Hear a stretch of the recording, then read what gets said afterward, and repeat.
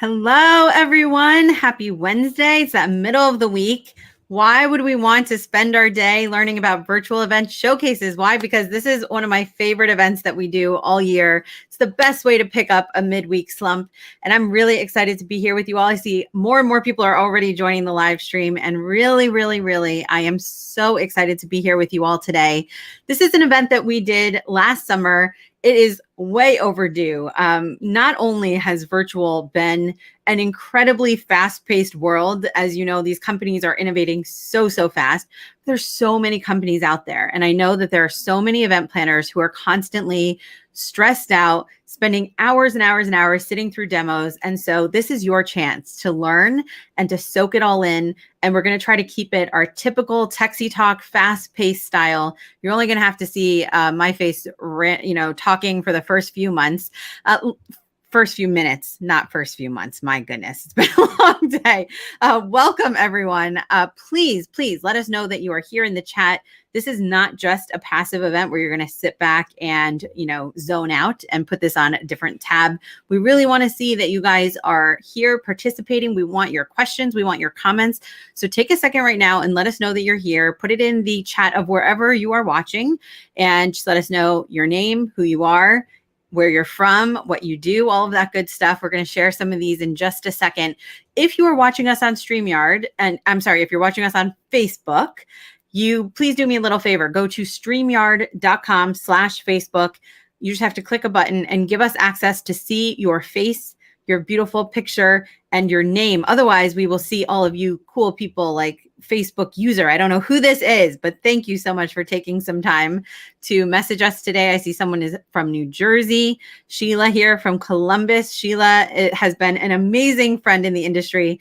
And I do have to give, before we get too deep, I do have to give a shout out to Sheila, who introduced me to an amazing intern who's been working with us, Ginny. Ginny is on the back end. And Ginny, give me a thumbs up if you're okay with me bringing you on screen just for a second. Ginny has been working really hard behind the scenes to pull this event together. And this is the first time she's kind of been on the back end producing a show of her own. Hi, Ginny. Thank you for joining. Hi, I'm super excited. This is so much fun for me. We're so excited to have you. Honestly, this event would not have come together without you. So I want to give a quick shout out. If you guys can connect with her on LinkedIn. She's been a huge asset. So Jenny, thank you so much for popping on here. I know she's on the back end doing lots of things. You guys know how that is. All right. I see people saying hello from the Virginia Zoo. Hello from Minneapolis. We have Gordon here from Washington, and Carolyn, I see you're here. The comments are coming so fast, I can't click them. Hi from Lithuania. We have people here from Tampa, San Antonio, Texas. There are just so many good people joining us. So thank you. We're going to try to keep this moving as much as possible. This is streaming right now in our Facebook group here at Techsy Talk community on Facebook. We are also streaming it on my personal Facebook and LinkedIn, as well as on YouTube. So we have people joining from all over. I'm seeing hundreds of people joining the stream already, and we are only 4 minutes in. Thank you, Sheila, for typing this in for us. If you go to streamyard.com/Facebook, if you are watching on Facebook, this is where you're going to be able to just give us access to see your name and your picture so that, we don't have all these Facebook users that we have right now. It's just a privacy thing. So let me tell you, as we are clicking through and seeing all of these amazing people joining, let me just tell you a little bit about how this is going to go down today. And I want to share a few things with you. So first of all, this is going to be, as I mentioned, very fast paced. We have all sat through the hour plus demos, and it can be a little bit confusing. There's a lot going on. And a lot of times, I don't know about you, I have felt this way many times. It feels like a little bit of a waste of time. I know that I have sat through many demos where there is not a company who has asked me anything about what I'm trying to achieve, and instead has rambled on for an hour plus about all of their features. And at the end, I'm still not even sure they're the right fit for me. So what we're doing today is focusing in just on the information that is going to help you curate a decision on whether or not a company is of interest. It's not going to be enough information, of course, for you to know whether you can hire them today, but it's kind of a snapshot. So each company gets only 8 minutes to wow you. They are going to tell you who they are, why they are better than the competition. That question they don't get to answer that often. And they're also going to tell you about the best use case. Obviously, every company is going to tell you they can do everything. They're great, but we've really asked them to focus in today on if you were using the platform to the maximum capacity, what would that look like? So that's where we're going to go. And then we'll have 8 minutes after each one to get questions from all of you. I'll ask some questions if you guys don't have enough, but that's never been a problem. And I can tell already by this chat, we're going to have a hard time keeping up. So let's kick it off. Before we bring on our first company in about 30 seconds, I do want to share with you, these are the companies you're going to learn about today. And I want to share an exciting announcement, which is that we are hosting another event coming up on May 5th. This event is called Fastlane. And for all of you who are looking to catch up on the virtual space, you've been trying to take a course here or there, read a billion articles, figure this virtual thing out, we are going to put you in that left lane and get you up to speed. We have amazing speakers confirmed. We have James Spellos, Dalia Elgazar, Heather Mason, Will Curran, Brant Kruger, like insane speaker lineup. And this, unlike our typical events where they're super fast paced, this will be more of a deep dive. So check it out, techsytalk.com/fastlane. All right. So I'm excited to introduce our very first company who gets the chance to wow you. This is always a lot of pressure because they're the first ones up, but really excited to welcome today Joanna and Brian. Hello. Thank you so much for joining us today. Hi. Thanks, It's always Liz. a challenge for me to figure out like how to be on the center of the screen. Okay, there you go. I know it's a lot of adjusting, but every event planner in this room knows that right now, or in their own rooms. So thank you so much for joining us. Bespeak was a sponsor of techsytalk Global that we did in November. And I'm really interested in what you guys are doing, especially in this custom space. Everyone is asking for a custom virtual platform. What does that even mean? So I'm going to let you guys take it from here, and then I'll jump in and ask some questions. Sound okay?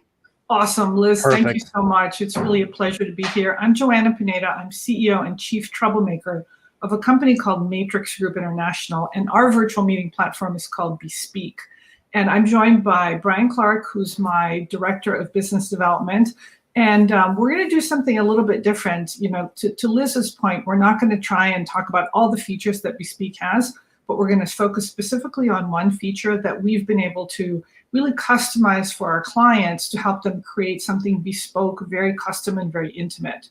So what we say at Bespeak is that really what we want to do is help organizations bring community and education back through engaging, beautiful virtual events that generate money. So it's all about really working with you over the weeks and months to create something amazing. So if we go to the next slide. Okay, so, our meeting platform, there's registration, there's live streams, there's programs, there's exhibits, there's message center. But what we want to talk about today is different types of breakout sessions, because we feel like, in any meeting, what you want to do is have a variety of learning formats and engagement opportunities so that the meeting isn't just everyone's watching something and kind of communicating through the chat. We feel that attendees, in order to have a really full meeting experience, they want to be able to find their friends. They want to be able to make new connections. They want to be on video if they choose. They want to be on audio if they choose. And really, in the end, it's got to be a mix of these different types of opportunities that make for a really full conference. Next slide. So we've got basically, we call them speakeasy rooms. And speakeasy rooms are our version of web-based virtual meeting rooms. It's not like Zoom because they're web-based. And what we're able to do with these virtual meeting rooms is really have customize them, implement them in new and different ways so that over the course of your meeting, you have a variety of learning formats. So these web-based speakeasy rooms that we have come in different flavors, and we'll talk about them in a second and give you examples. But the first one is called a dynamic breakout room. And the way this works is, say you've got your program and it says, hey, we use it for morning coffee or morning networking, where when you click on that morning coffee enter session, what it does is it puts you into a virtual video meeting room with X number of random people from the conference. So it's a great way to kind of throw people into the conference and immediately have them network with each other. So a lot of our clients are using these for, again, like morning coffee, or maybe there's a networking session. Then we've got a speakeasy room in what's called a roundtable format. And the roundtable format is probably a lot more like Zoom, where everybody can come in.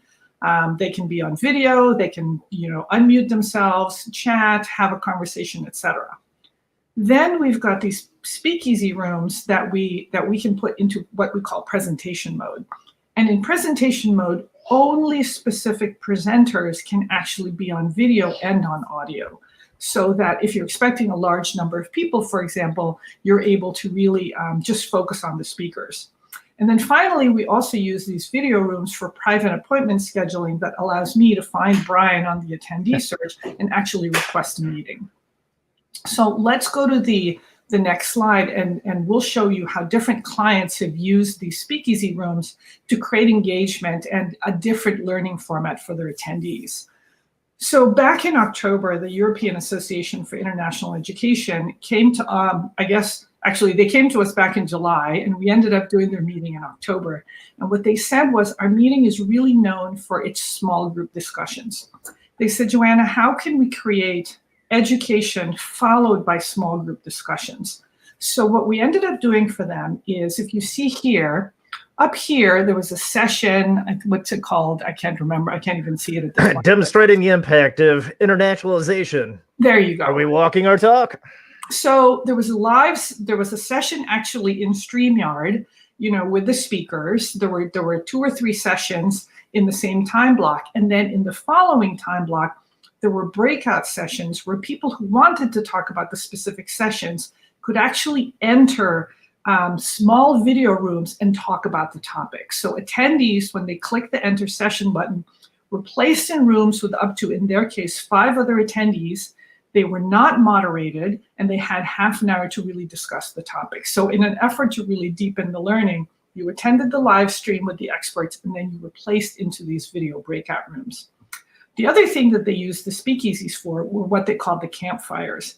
And the campfire topics were crowdsourced during the registration process. And then during the conference itself, they had time blocks where they would say, here's one of the topics that you said you wanted to talk about. When you clicked enter session, again, you were put into a room with a random number of attendees who all said they wanted to talk about that topic. If we go to the next slide. Brian, do you want to talk about this quickly, how NAS used the speakeasies? Yeah, real quick. NAS, National Association of Episcopal Schools. And Brian, there's 3 minutes remaining, so we got to move. I know, I got you. Morning coffee was an important piece of their meeting in the past when it was live. It was an opportunity to sit down, talk about discuss what you want to get out of the conference. Perhaps there was introductory questions to get people to know each other. We utilized the speakeasy rooms, again, in the dynamic style, but with a cap with 8 people. So it would allow 8 people to pop in, talk about what they expect for the day, honor the tradition of their particular conference. And as more people came in, more rooms are created. Again, all dynamically. Fabulous way to kind of recreate the morning coffee experience. We got to keep moving. And affiliate lunches, again, opportunity for designated groups of people, whether it was high school, colleges, etc., be able to get together and have conversation over lunch. So let's go to the next slide. I'll talk about this just because I know we're pressed for time. But if you've got a gala or a fundraiser, what we were able to do for the Food Marketing Institute is they had a big meeting, but they had X number of people who basically bought tickets to an event. They what we're able to do in our platform is do custom exports. And the way the user experience was from your schedule, you were able to go to a specific room with the other people assigned to your table, and then piped into the room was actually the gala program. So when you walked in, you saw the teaser, 15 minutes of networking, and then there was 10 minutes of program, another 10 minutes of networking, another 10 minutes of program, another 10 minutes of networking. And in that situation, we were really able to kind of replicate the experience of program networking, again, done in the speakeasy room. If we go to the next slide for my final slide, I just want to say, actually, let's go to the next slide. I just want to say this is what it looks like if you were to search for an attendee, and then from the search results, click on the request a meeting button, if you see here on my profile, and that would take you to a screen that allows you to request a meeting. And if that person accepts, then you would be meeting in the speakeasy room. So you see here that we've got really different ways that we've been able to incorporate the speakeasy rooms for different learning formats as well as private meetings. Let's go to the next slide and we're done. Awesome. It is really hard to stick to these times. You guys did a great job. I think we did a decent job. You did a very good job. As you attendees are watching, please let us know what you think. Let us know if you have any questions. I'm going to kick it off with a question or kind of a comment.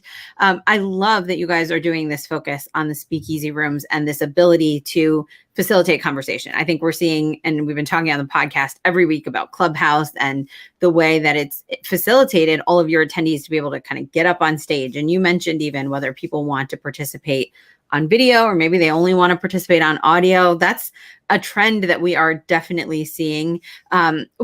You've already given us some really good examples of how people are using this within their events.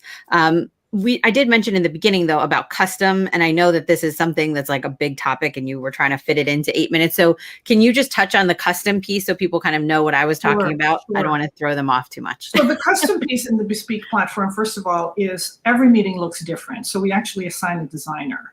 We also find is every meeting is custom in terms of the different elements. So it's not just a, hey, here are the types of sessions that you can have. So we'll actually assign a conference manager to help you design the different learning formats. So like morning coffee, for example, came out of a conversation with a client. We did another, here's another custom element where the client said, look, in real life, there's a presenter at the back and then like table rounds. And so what we did was through a custom import with a custom schedule for each person, Liz would attend the session and then go to table one because that was her assigned discussion. Then she would attend the session, go back to table one for her assigned discussion. So what we're able to do is really customize the schedule.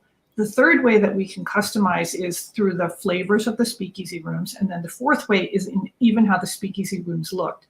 If you think back to the slides, we're able to customize even what the rooms look like. Some have questions along the top, some have a custom background, they have a custom logo. If something is sponsored, we're able to customize that as well. And of course, that branding is what everyone is looking for, of course.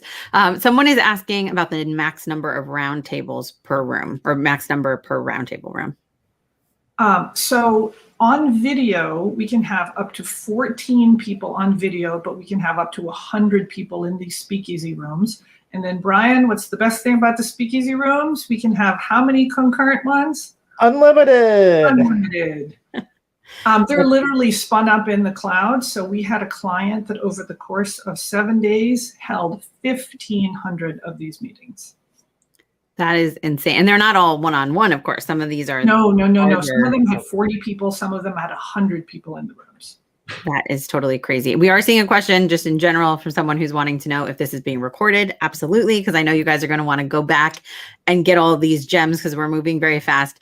This is really an opportunity for you to get a good idea of what the product is all about. And then please contact Joanna and Brian directly. We will be sending out an email recap, of course, with these video snippets. We're trying to make it as easy for you to digest all this information as possible.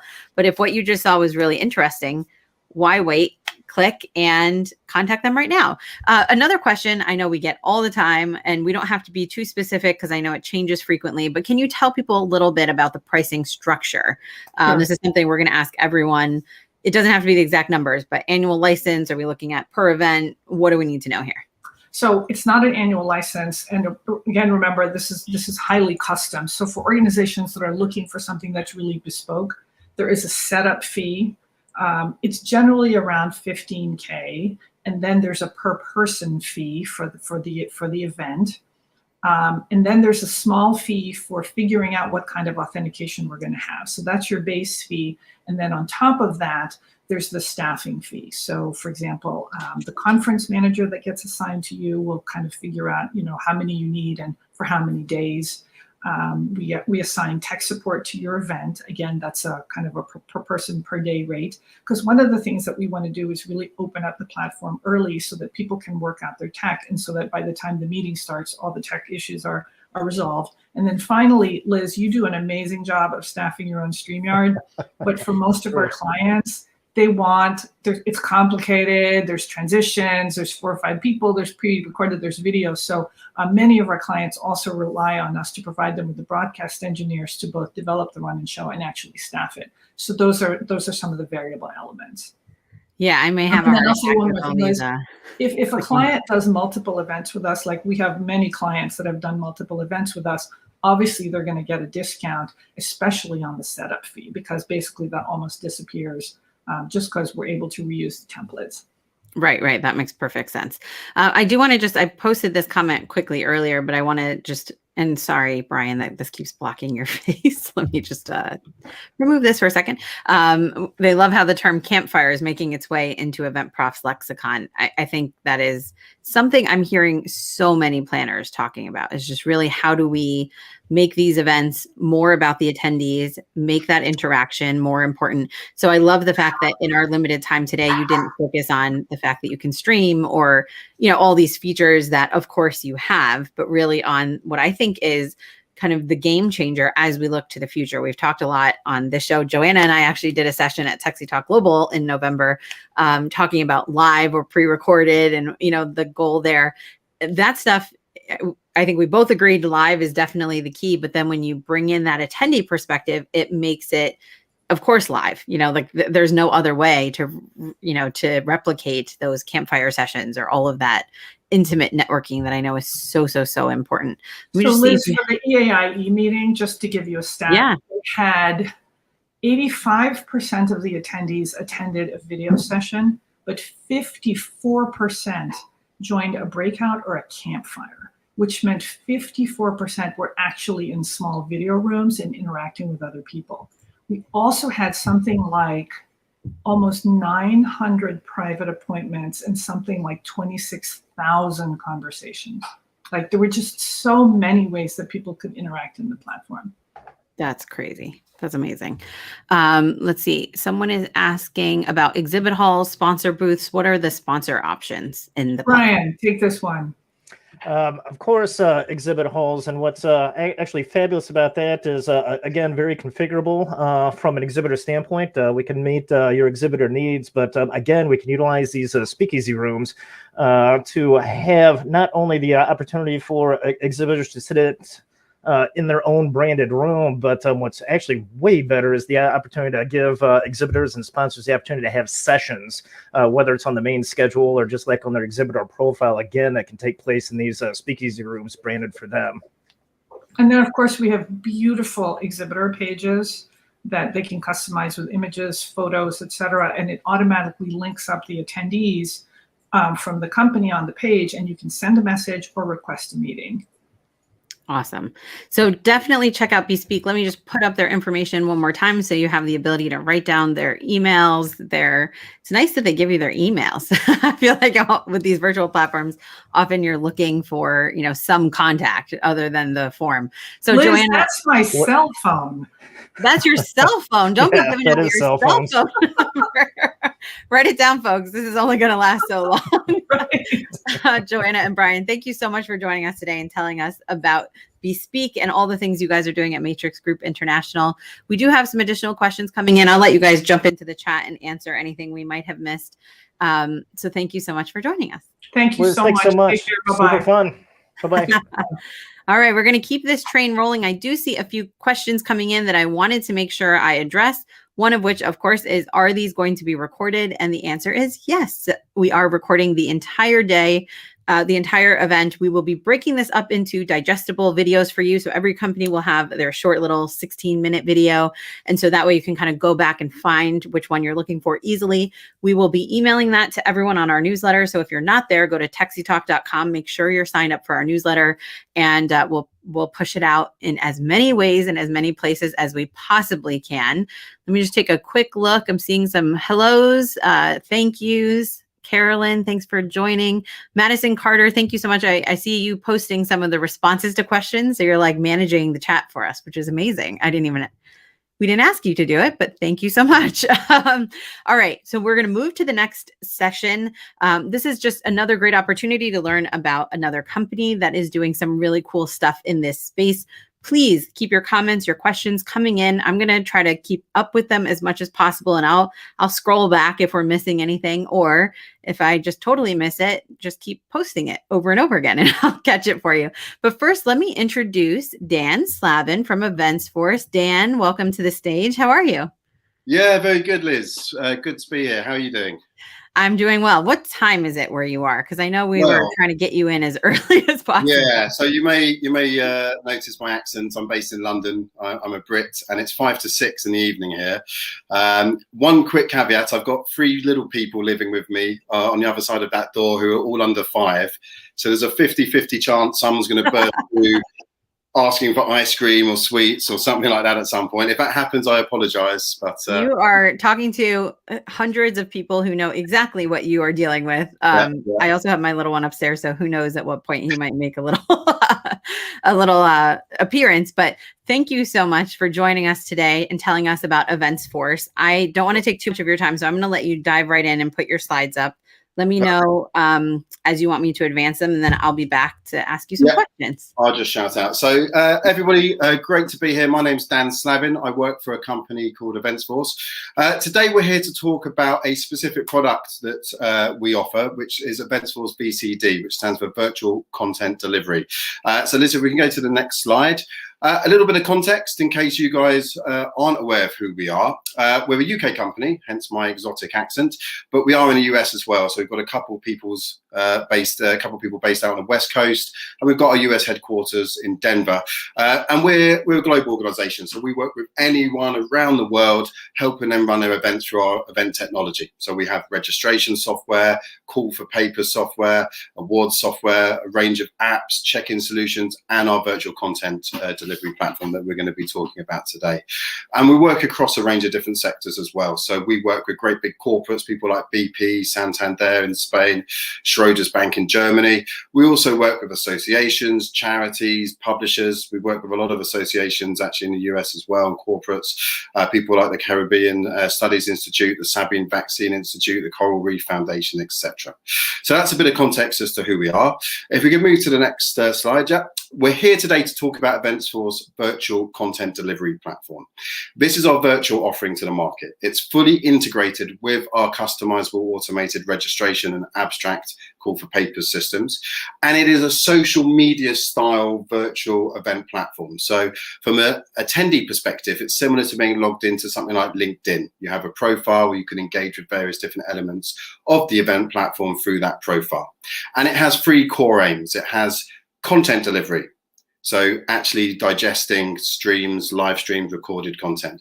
Networking and engagement, obviously very crucial for any event, physical or online. And monetization for you guys, the event planners, and sponsor exhibitor ROI. So the exhibitor sponsor experience. And these 3 core aims, this is what we're going to take a look at over the next few minutes. So Liz, if we can move to the next slide. The first slide, we're looking at content delivery. So this is how we are actually delivering live streams, how we're delivering the content that people are at the event to digest.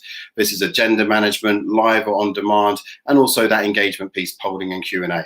And we're actually going to show you how we do that. So if we go to the next slide and then hit play, we're actually now looking at our virtual platform. This is this social media style platform. You can see on the left-hand side my profile. Like any true profile, I've got an old picture where I've got a little bit more hair, but we're now seeing me transfer to the schedule piece. So this is the live agenda at an event. This can be displayed in a list format, it can be displayed in a calendar format, but what we're going to be looking at now is how we actually will handle the live streaming. So if we click into a session, this is the session details page. Oh, sorry, I think we've gone backwards a little bit. So you don't need to actually click, Liz, it's a GIF. So we just need to hit play on the GIF and yeah, there we are. We've actually got a whole load of information here about a session, who's speaking, who's attending. There's a social stream for live discussion about this topic. And if we click into the live or pre-recorded content, you can see here a beautifully integrated Zoom, Vimeo, YouTube stream. This is a pre-recorded one. And then on the right-hand side, whilst you're viewing the live stream, you have the interactive panel. All your audience can engage with the same engagement tools. Polling, quizzes, surveys, and my favorite piece, the social Q&A. This is Q&A where the entire audience can see what their peer group are asking the presenter or the panel or whoever it is, and you can upvote. So once you've asked your question, you can vote on the questions that your peers are submitting. This is fully modified from the back end of the system, and you can see the hottest questions that are being asked as a presenter. So if we now click to the next slide, that's the content side. Let's look at the networking and engagement piece. This is obviously crucial for an event. And our platform allows smart matchmaking based on our interest tags, which basically customize the event for each attendee. And we do that through videos, we do that through networking and soft touch social walls like Twitter for the event and forums. So Liz, if we can hit next, we're going to again show you how we do this networking piece. So on the homepage of this particular VCD event, we can scroll down and we can see recommendation panels. These are recommendations for companies and attendees that are matching with my interest tags. So I've told the system I'm looking for something, and these are people and companies who are actually matching with what they're offering, what I'm looking for. So I'm straight away being recommended to talk to the most appropriate people, the most appropriate attendees and companies for me to achieve my event objectives. And you can see those matches are classified there by order of strength as well. And if I click into a person's profile, I can see their information, their bio, their blog, their interest tags, and I can engage with them by adding them to my personal contact list. I can message them, I can write notes on them, and I can request a meeting with them. And again, these are people who I know I should be networking with because the system's matched me. And it's an accept reject system. And if I accept, I'm then put a meeting into my diary, and it's an unlimited, secure meeting room where I can have face-to-face time with one person or many people. And from here, I'm waving to myself now, I can organize lots of different types of people from outside the event to come and speak with me and have that face-to-face time as well. But the crucial point here is it's that that's matchmaking based on the interest tags. So if we take the next slide, get away from my frozen face. The third element of the VCD is monetization and sponsor exhibitor experience. So through profiles, through networking, and through targeted advertisement. So again, we've got the next GIF, Liz. What we're looking at here is our exhibitor and sponsor profiles. They can be grouped in a hierarchy. They can be grouped by geography. They can be grouped by product line. We're going to click into a profile. And when we click into this profile, we're going to see a profile that has self-service from the exhibitor perspective, inventory. So you can upload as much collateral as you want. You can see who is working for this company as well. And the collateral can be videos, YouTube videos, brochures, audio, so you can upload podcasts, and this is unlimited. And you can engage with these companies via the same way you can engage with attendees. You can request meetings, messages, etc. Or it says there you can request more info. And if you actually request more info from the company, that exhibitor gets your full contact details as a warm lead. Now, when you're viewing the attendees as an exhibitor or an attendee, you can actually sort people by their interest tags. So the interest tags we've been talking about, I can search for people who have actively said to the system, I'm interested in these solutions. So I might be in an event of 2,000 people, but I can say, I want to see the people who are looking for, say, I don't know, marketing solutions. And these are the hottest people for me as an exhibitor to try and touch base with. We have lots of branding opportunities. So you can see some of the tabs at the top. We've sold the naming rights, and you can have branding of the naming rights as well on these pages. And on the homepage, we've got different types of adverts, banner adverts, side adverts. They can rotate based on the importance of the advert. They can be for sessions or sponsors. There can be live links to different websites, or in this case, a session. And crucially, these advertisings can be targeting specific people based on those interest tags. So you're having adverts for sessions and adverts for sponsors, exhibitors, based on what people have told the system they're interested in. So it's all around that personalization element. So move to the last last slide. Why EventsForce? Well, we believe we've got a perfect tech stack here for virtual and hybrid events. We have all our solutions integrated and talking to each other. EventsForce registration, EventsForce abstracts, EventsForce mobile, both contactless check-in, very important post-COVID, and the VCD. It's all the same data set.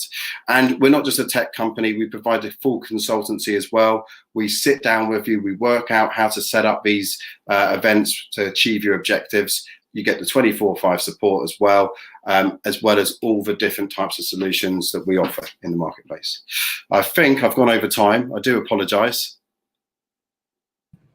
No worries at all. I pushed the wrong button on your slides. I was getting click happy. I heard you say click and I was like, oh no, I have to click. We're going to keep your information up here so people can reach out to you. Yeah, and we will take questions from the audience. So if you have questions, put them in the chat wherever you're watching. We'll pull them in. I see Cameron is saying very professional looking platform, and he loves to see the LinkedIn profiles within business events. I think that's a huge thing that we're seeing is, people have spent all this time building their networks on LinkedIn. They don't necessarily want to start over in a virtual platform. One thing I saw in your presentation, I just want to call attention to, did it say 2-minute response time on average for support? So we have in our registration solution, we have live chat. So it's like an instant messenger, and we have a global team providing 24/5 support, and you can literally have a live conversation with somebody. The best thing about our support tool, well, not the best thing, but one of the things that I think is really cool is we've got lots of GIFs, a little bit like that presentation, whereas you can search for articles around a particular topic, and not just a kind of article, but actually you can follow a GIF showing you a step-by-step solution to how you can achieve what you're looking to get some help with as well. So yeah, 24/5 support, 2-minute response time. We provide good service. Pretty important. I know a lot of planners are kind of overwhelmed by just setting all of this up, figuring out how to take care of it. So that support is super important. One question I had for you, and I'm going to keep scrolling to make sure I'm not missing anything from the audience. Again, I'm going to ask everyone this. Just tell us a little bit about your pricing structure. What should planners know about that? Sure, absolutely. We have a very simple pricing structure. It's a per event pricing structure. There's no hidden costs. There's no kind of add-ons. It's a simple $12,000 per event pricing structure. Now, for that, you have the registration solution. You have the VCD, which is the virtual platform itself. You have all our onboarding, all our 24/5 support for that 12,000, and you have up to 2,000 attendees at the events as well. Awesome. And if you would say, you gave us some, that last slide was like, why Events Force? Can you tell us about the best use case? Are you seeing this for, you tell me, I don't want to fill in the blank, but. So I believe there's a lot of talk in the industry at the moment around the future of the event space. Is it hybrid? Is it communities? And I think absolutely there's a place for both of those different kind of buzzwords, communities and hybrid. We've got a tech stack that plays very well to what I think most event planners are going to be doing, which is they're going to be offering an event which has a physical element and a virtual element. And we're offering a tech stack that allows registration for both. We've got a very flexible, very customizable registration solution that allows you to take physical and virtual registrations and treat them differently and personalize the experience they're having.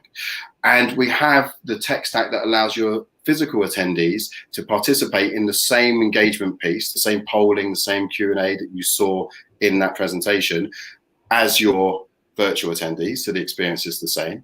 And your physical attendees, we have an app. We have an app which is integrated into the registration system, which is integrated into the VCD, the virtual platform, and it's the same data set. So although you've got a virtual attendee and a physical attendee, through our technology, they're going to have a similar experience, and they can also reach out to each other. So someone from the app can message someone on the virtual platform. It's the same data set. They can request meetings. They can send messages. You can personalize the experience for each of them, but essentially all your different elements are connected. There's no kind of barrier between networking.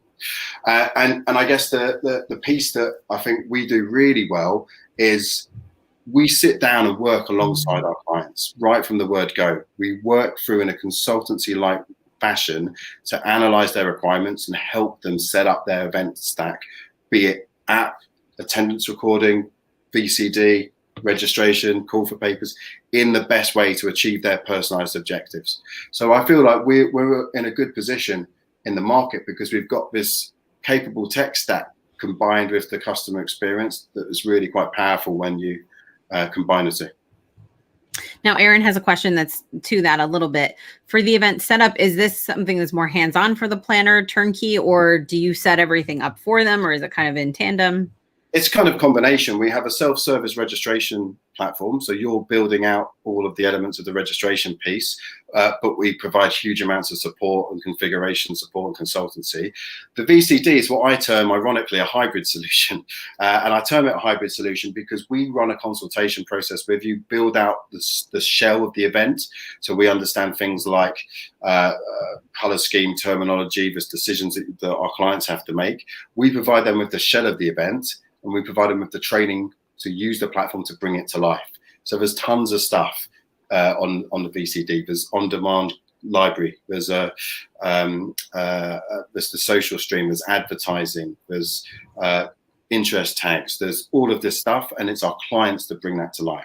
So it's a little bit like we build the car, but it's the client that drives off with it. If that makes sense. That sounds nice. A lot of event planners want to be able to drive off with their solution and not be so lost in, the engine and knowing all the different parts. Now, I think my last question for you based on time is every company is innovating. They're constantly working. I'm sure your development team is pushed to the max, changing things all overnight. Anything that's coming in the pipeline that you want planners to be excited for? Well, I think we've got something that I think is pretty cool because we're having a piece of development to our kiosk solution, which is like a check-in tool to make that contactless. This is going to be really, really important. We have a solution which allows you to scan a QR code without touching a screen, without having any kind of contact on the screen where 100, 200, 300, 1,000 people have already touched it. Post-COVID, you don't want to be touching the same screen as hundreds of other people.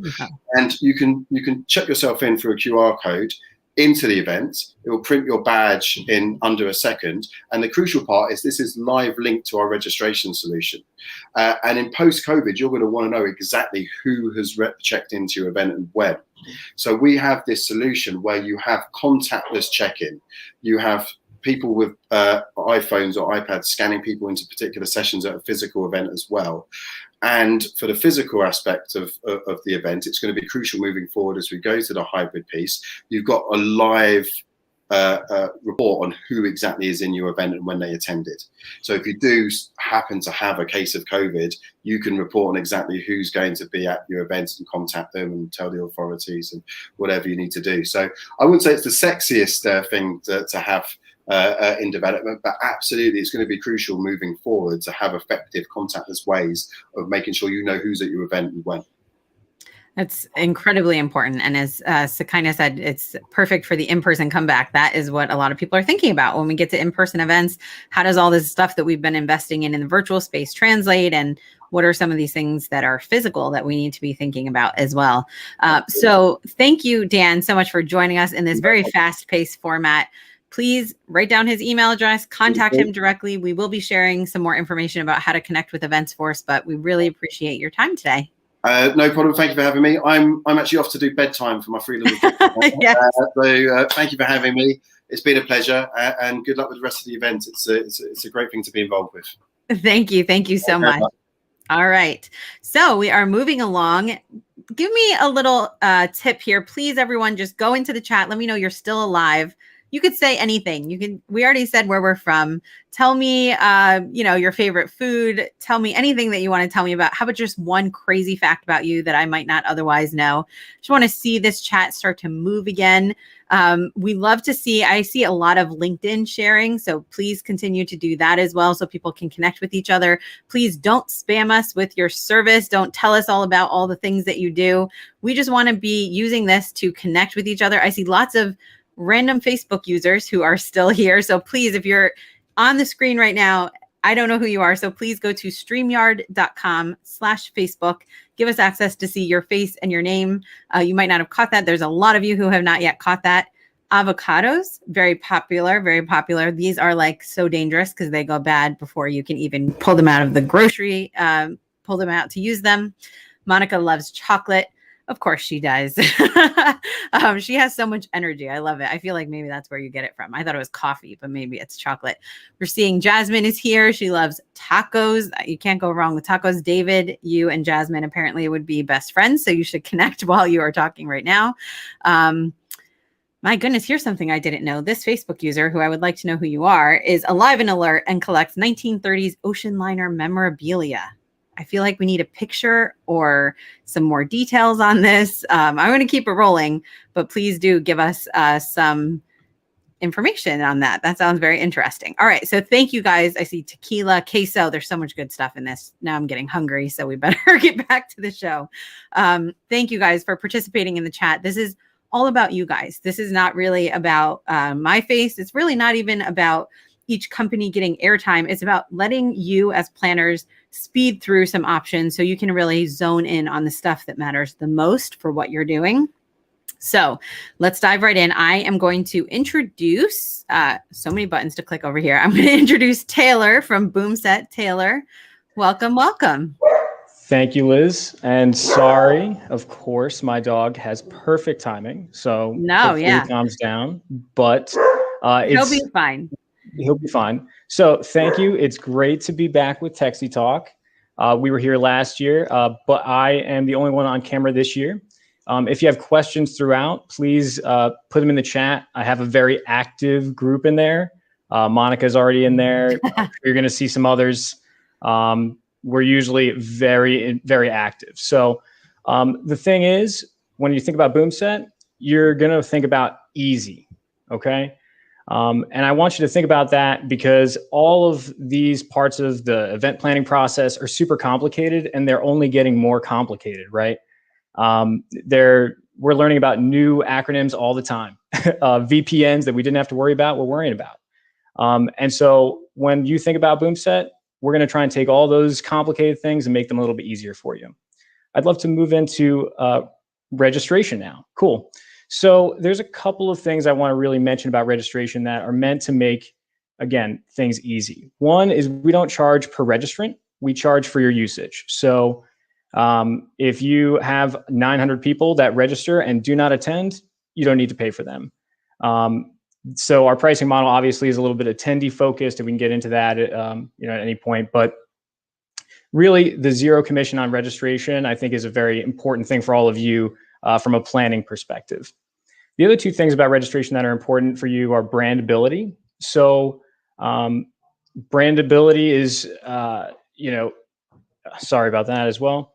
Brandability is super possible in our own platform. So if you want to have your own logos and branding and kind of host things on our platform, that is totally possible and doable. But let's say you want to do something on your own website or something more robust, maybe have APIs or webhooks involved. Our online registration also allows for that.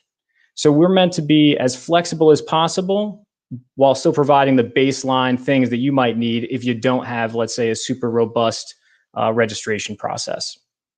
I'd like to move into broadcasting now, where we really focus on compatibility. One of the things that I think every hybrid event and virtual event has been dealing with is like, how do we get all these things to play together? Especially as we're moving into the hybrid space where we're going to have people that are virtual speakers because we want those virtual speakers who might not be available to go and travel, as well as the in-person speakers that are going to be maybe on stage and such. We have options that are both native and integrated. So if you want to host all that stuff and give us an HLS link, one of those other acronyms that can be intimidating, you can do that with us. If you want to host it natively with Boomset, we offer a lot of those options as well. So when you think about Boomset and broadcasting, I want you to think about compatibility.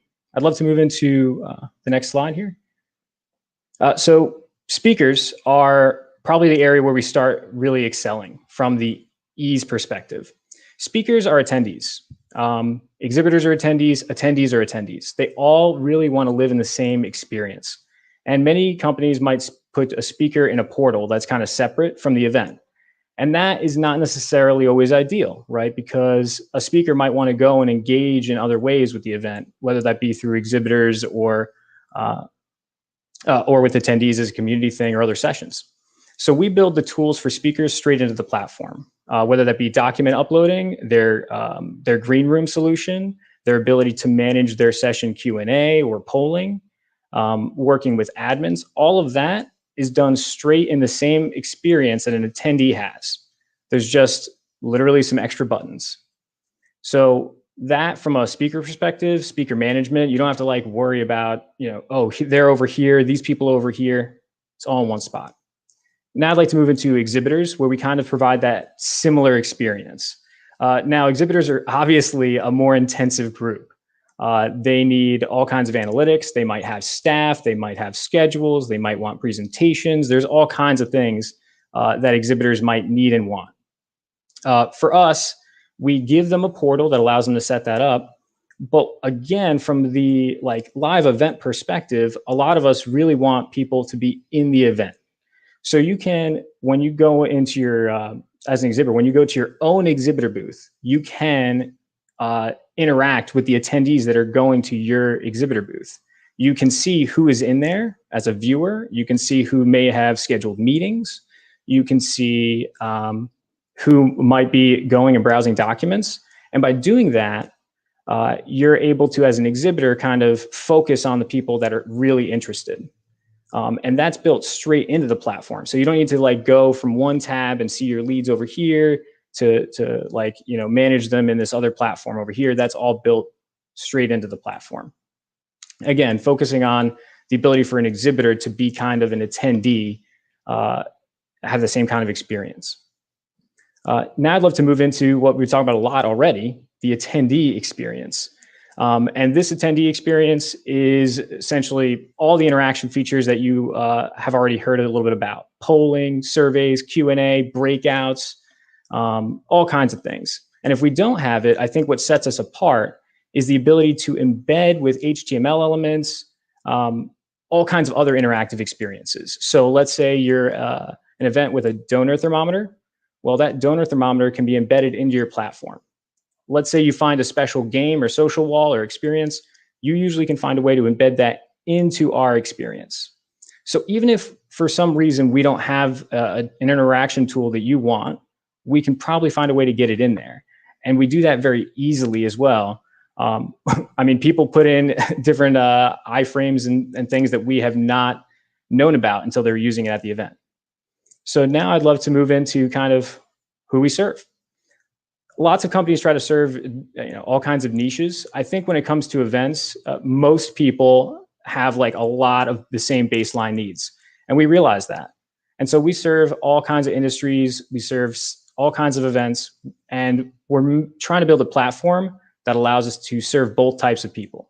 People that need super complex things like AV and production and all kinds of stuff, multi-location setups and all kinds of hundreds of thousands of events or hundreds of thousands of attendees, all the way to maybe those smaller events where you're a one-person shop. And that goes into why Boomset. As I kind of alluded to several times throughout, it's about making things easy. We really want this to be an experience where every single time you interact with Boomset, you say, you know what, you made my job easier. So we try to be an all-in-one platform. Of course, you want to build the native tools that everybody wants, but then, you can't build every single native tool immediately. So we offer tons of integrations, and we're very integration friendly. That way you as an organizer, you don't have to worry about okay, this is the best polling tool, but this has the best, this feature. You can just kind of integrate. We're talking about user friendliness. As I kind of alluded to again, we're trying the whole time to connect the experiences so it doesn't feel like a speaker, an exhibitor, an attendee is going to go through 3 different things. And now everybody's a little confused maybe in your event. By combining everything, making it cohesive, it becomes even more user-friendly. And then we think everything's very intuitive, and sorry again. We think everything's very intuitive, but our support team is there all the time to give extra recommendations. Again, when you're thinking about how to plan your event, our people have done hundreds of events, right? Thousands of events, however many it is. And we've seen all kinds of ways of increasing interaction or increasing ROI for exhibitors or, achieving whatever those goals are. Everybody's goals are different. So I can't say, that I know how to accomplish your specific goals at this exact moment, but I can almost guarantee that our team has accomplished those goals at some point. And so, I think that's all I really needed to cover. I might have been a little bit over time, so sorry about that. But ultimately, you can request a demo with anybody on our team and get a special discount to credit Liz and techsytalk by mentioning techsytalk. Awesome. Don't worry about the credit, but it would be good to know for your sake and for everyone else's where they heard about this. Thank you, Taylor. We are seeing some questions, and you do have a very active team in the chat. So I'm going to bring some of the questions on, even if they might have been addressed by your team, just because I think, verbally, maybe they are things that other people want to know. First of all, I really like what you said about speakers being attendees. And I think that piece is really important, not just separating them out. I speak a lot of events, and I know sometimes you do just want to kind of like fly into the event, do your session and be out, but that's obviously not what most event organizers would prefer. And there are times where you go into the platform, I would love to start making connections and doing things, and it's just too complicated because you're blocked in this other like weird land of speakers only. One of the questions... we are seeing big heads up to the speaker experience features. Very exciting. Also seeing, this is a question that I missed the question part. This is Mackenzie from your team replying. Okay. What about assigning tasks to speakers within the platform? I think the answer is no, but kind of tossing it out there. So I will tell you my background, even though I'm the revenue person at this company. My background is in project management, so this is actually near and dear to my heart. We do not currently have the specific way to assign tasks. Okay. But that is not something that is not on the roadmap. It's one of those things that obviously I am super passionate about putting on the roadmap. With that said, there are ways of having workarounds in our platform, and we're actually adding more ways in the future to add, say, I can't give you too much, but adding more flexibility in like properties and such that give you the ability to kind of check boxes in a way, like make sure that things happen in the platform, which is kind of like the task as well, if you know what I mean. Yeah, makes sense. Okay. And then what about, we're getting a question about multilingual events. So this Facebook user says a lot of her events are trilingual. It'd be great if there's some features for that. Yeah, so actually this is really cool, and anybody that goes to our events generally or goes on any of our demos, they can see this. We actually have a language feature button at the top that integrates with a language translator, so you can actually have it translate into your language with literally a click. So it's going to default obviously, but if you want to switch it because you're a Spanish speaker and it defaulted to English or something, you can certainly do that. Awesome. Let's see here. Nice session. I see. Annette would like to know, she may have missed this, but can you just share again about breakouts and, anything fun for, that breakout experience, which like we're seeing throughout all of this, everyone is obsessed with that in a good way. I think breakouts is, it's such an area of events that's awesome in person and was, I think, really tough to replicate initially virtually. But yeah, for us, there are a lot of ways that you could break up sessions or breakouts. I think, and we have more plans to make it even more customizable. But as far as like, moving people around or, hopping in between sessions, as far as, having session chat or breakout chats, for example, like that's part of it. There's ways of kind of engaging room by room as an admin or as a speaker. So those are some things. But as far as like something specific fun, I'm not sure if I can speak to what I would define as fun. Sorry. Fun is different for everyone, so that's totally okay. We'll come back to that. All right. I do have one last question, I think. We'll see if anything else comes in from attendees, but same question I'm asking everyone. Just give us a sense, please, of your pricing structure. You don't have to say numbers if you don't want, but what should people know when they're jumping into a boom set conversation? Yeah, so this is a really exciting time for our pricing. Exciting and probably interesting for our team. We are changing our pricing. Certainly, I will get into that a little bit. We're changing our pricing and launching it soon. I don't want to say a date, but we will be launching it more transparently. So trying to give you a little bit more insight as organizers straight onto the website. So just as an FYI there, I will give you some info right now. We have a plan, which is like a yearly plan. And then on top of that, you have like a yearly amount of credits that has a per credit cost associated with what you need. So we're an in-person solution, so it can be very cheap on the, if you don't need any virtual stuff. But as you get into things that are more technical and require more resources, your attendee per credit cost goes up. So it's not something super easy to tell you immediately, but you can speak to our team. Okay, perfect. So all the contact information is right here, meaning their website. We'd be happy to connect you directly with anyone from the team if you are looking to do that. So please reach out to me if you'd like to do that, and I can make that connection. Otherwise, definitely go out to their website and fill out their form.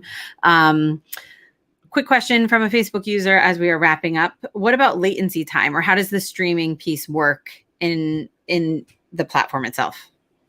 Okay. We integrate with a native streaming provider. I don't know the specific latency time. I do not want to say it and then mess up, to be honest. But I know that our CEO he's one of those kind of tech nerds that really cares about that stuff. Like I love him for it. So he's talked about latency before. So I'm sure that whatever the situation is, I'm sure it's way above board. But I don't want to quote myself. All right. It looks like Mackenzie's in here backing you up too. So it looks like she's saying about 30 seconds when using any form of RTMP. So that's awesome. Thank you. The benefit of having multiple team members. All right. Thank you so much, Taylor, for joining us today. If there are any additional questions, please do put them in the chat because their team is there answering in real time. And we really appreciate you guys showcasing all that you have to offer. And we'll see much more of Boomset, I'm sure, in the techsytalk community over the next couple of months. So thank you very much for your time today. Awesome. Thank you, Liz. All right. So we are moving on. We're going to jump to our next session, which is a really cool company. I'm going to tell you a little bit more about them. But first, I like to do this quick little check-in in between sessions. Make sure you guys are here. I have a very important announcement. In addition to the fact that we are streaming here on Facebook, we are also streaming on LinkedIn and other platforms. Is come to my attention, and every organizer is going to hate this. It's come to my attention that somebody went into the LinkedIn event and put some kind of spammy link that's trying to collect credit card information. That is not us. This event is totally free. It looks like most people have kind of figured it out. Only a few tried to access it, I think. And we've deleted it now and reported it. So this content is here for you guys. And hopefully we've been able to avoid any kinds of confusion. But thank you guys for joining. We see hundreds of people here in the chat and watching live from all different streams. So I guess that's just the things that happen. But let's just take a quick look through all of your comments here. It looks like lots of Boomset comments going back to all of your favorite foods. I saw Italian come through later and didn't realize that you were talking about food still. And then that was Kelly. And I was like, what's Italian? I'm so confused. I see lots of cookies, teapots, pizza. Of course, that's my husband who's watching on the stream here. He could eat pizza every single day of his life. All right, cool. So let's move on. We want to get to all the good stuff. And yes, for all of you who are asking, we will be sharing recordings of all of this. We are not necessarily going to be writing a summary. I feel like 8-minute demo is pretty much a summary as much as we can get it down to. But we will share all of this with all of you. All right, let me introduce Ryan from a company called Buzzcast. I want to tell you that when I learned about Buzzcast, and Ryan, thank you for joining us while I tell this story. I checked out their website like any good event professional, and you guys have to, not right now, maybe in a few minutes, go to their website and look at their intro video. It's one of the best that I've seen, just in terms of explaining the product and quality of the video and all of that. So Ryan, thank you so much for taking some time to join us today. Hey, nice to be with you guys, Liz. Yeah. I'm going to let you kind of dive into your slides because I don't want to take up your time. I will be back to ask, some questions from the audience. But just give me a cue whenever you want me to fast forward to your next slide. Oh, sure. Yeah. All right. Thanks for having me, and nice to be speaking with all of you guys. So if you want to let's just dive ahead and go to the next slide. Just starting with kind of the problem we're trying to solve. So a lot of existing event platforms do not offer production agencies the customization, scalability, security, and quality needed to service the complex needs of their enterprise clients. If you want to go on to the next slide here. Okay, there we go. So our solution specifically is, we've built a very robust modular platform on AWS serverless technology from the ground up that delivers broadcast quality, the ability to have millions of viewers, and the flexibility to service demanding brands. And then we'll just jump to the final one. And so our strategy is really to leverage, our strong existing base of top tier production agencies and partner with them to provide the technology backbone they need to operate. So let me just dive into that a little bit more. So very specifically, what we are trying to solve is we come from a deep production background. A lot of our team have produced, large events and content for a lot of the biggest tech companies in the world: Adobe, Oracle, eBay, PayPal, Hulu, a bunch of companies like that. And so when we got into this, we were very specifically trying to solve the needs of those enterprise clients, and specifically the large production companies and agencies who service them. So while there are lots of other solutions that are made to be a little bit more self-service in nature and sort of stand up a simple event on your own, what we're trying to solve is when you're dealing with very large, complex events. We do things like the Gates Foundation's annual event. We do Uber, we do Anthem Blue Cross Blue Shields. So a lot of those types of events where you're often dealing with many different attendees, different ticket types, 12 sessions going on at the same time, multiple days, hundreds of speakers, hundreds of thousands of viewers, this sort of thing. So that's very specifically the area we operate in and the problems we're trying to solve. If you want to jump to the next slide, please. This is a few of our clients. I mentioned a few before: Bill and Melinda Gates Foundation, Anthem, Fiserv. We're working with production partners like Empire Entertainment, Creative Technology, et cetera. And maybe the next slide. Okay, so let's, right now, I'm just going to dive into a second into a video here. It's already started. So that was our agenda. I'll talk to that. Sorry, let's go back. Yeah, so this is our agenda. This can handle multiple ticket types and have different views for different clients. We've got a full set of interactive tools, polls, polls, surveys, et cetera. We can give users control over the interface, full screen, adjust the size of their slide. We have a full Q&A system, lets you upvote things. It can be moderated or unmoderated. You can take personal notes on slides, social feeds. You can download all the slides after a session and get all your personal notes, which is great for educational purposes.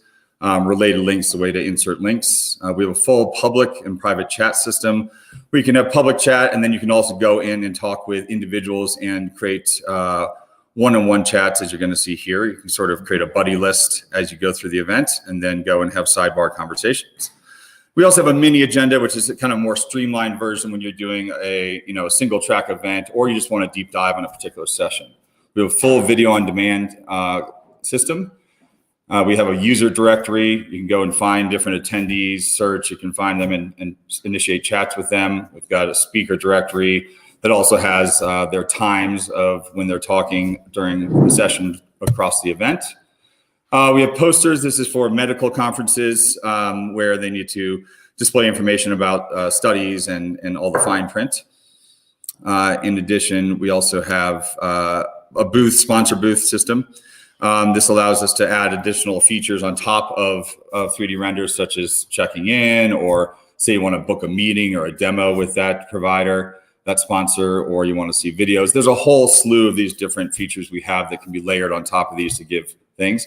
We also have a chat system, including a direct, you can dive right into a video call with the sponsor and start talking to them on the spot. So it just gives us a lot of flexibility to deal with different needs of different sponsors. We have a full resource library where you can upload content, PDFs, say it's a financial report. We've got a gamified leaderboard system.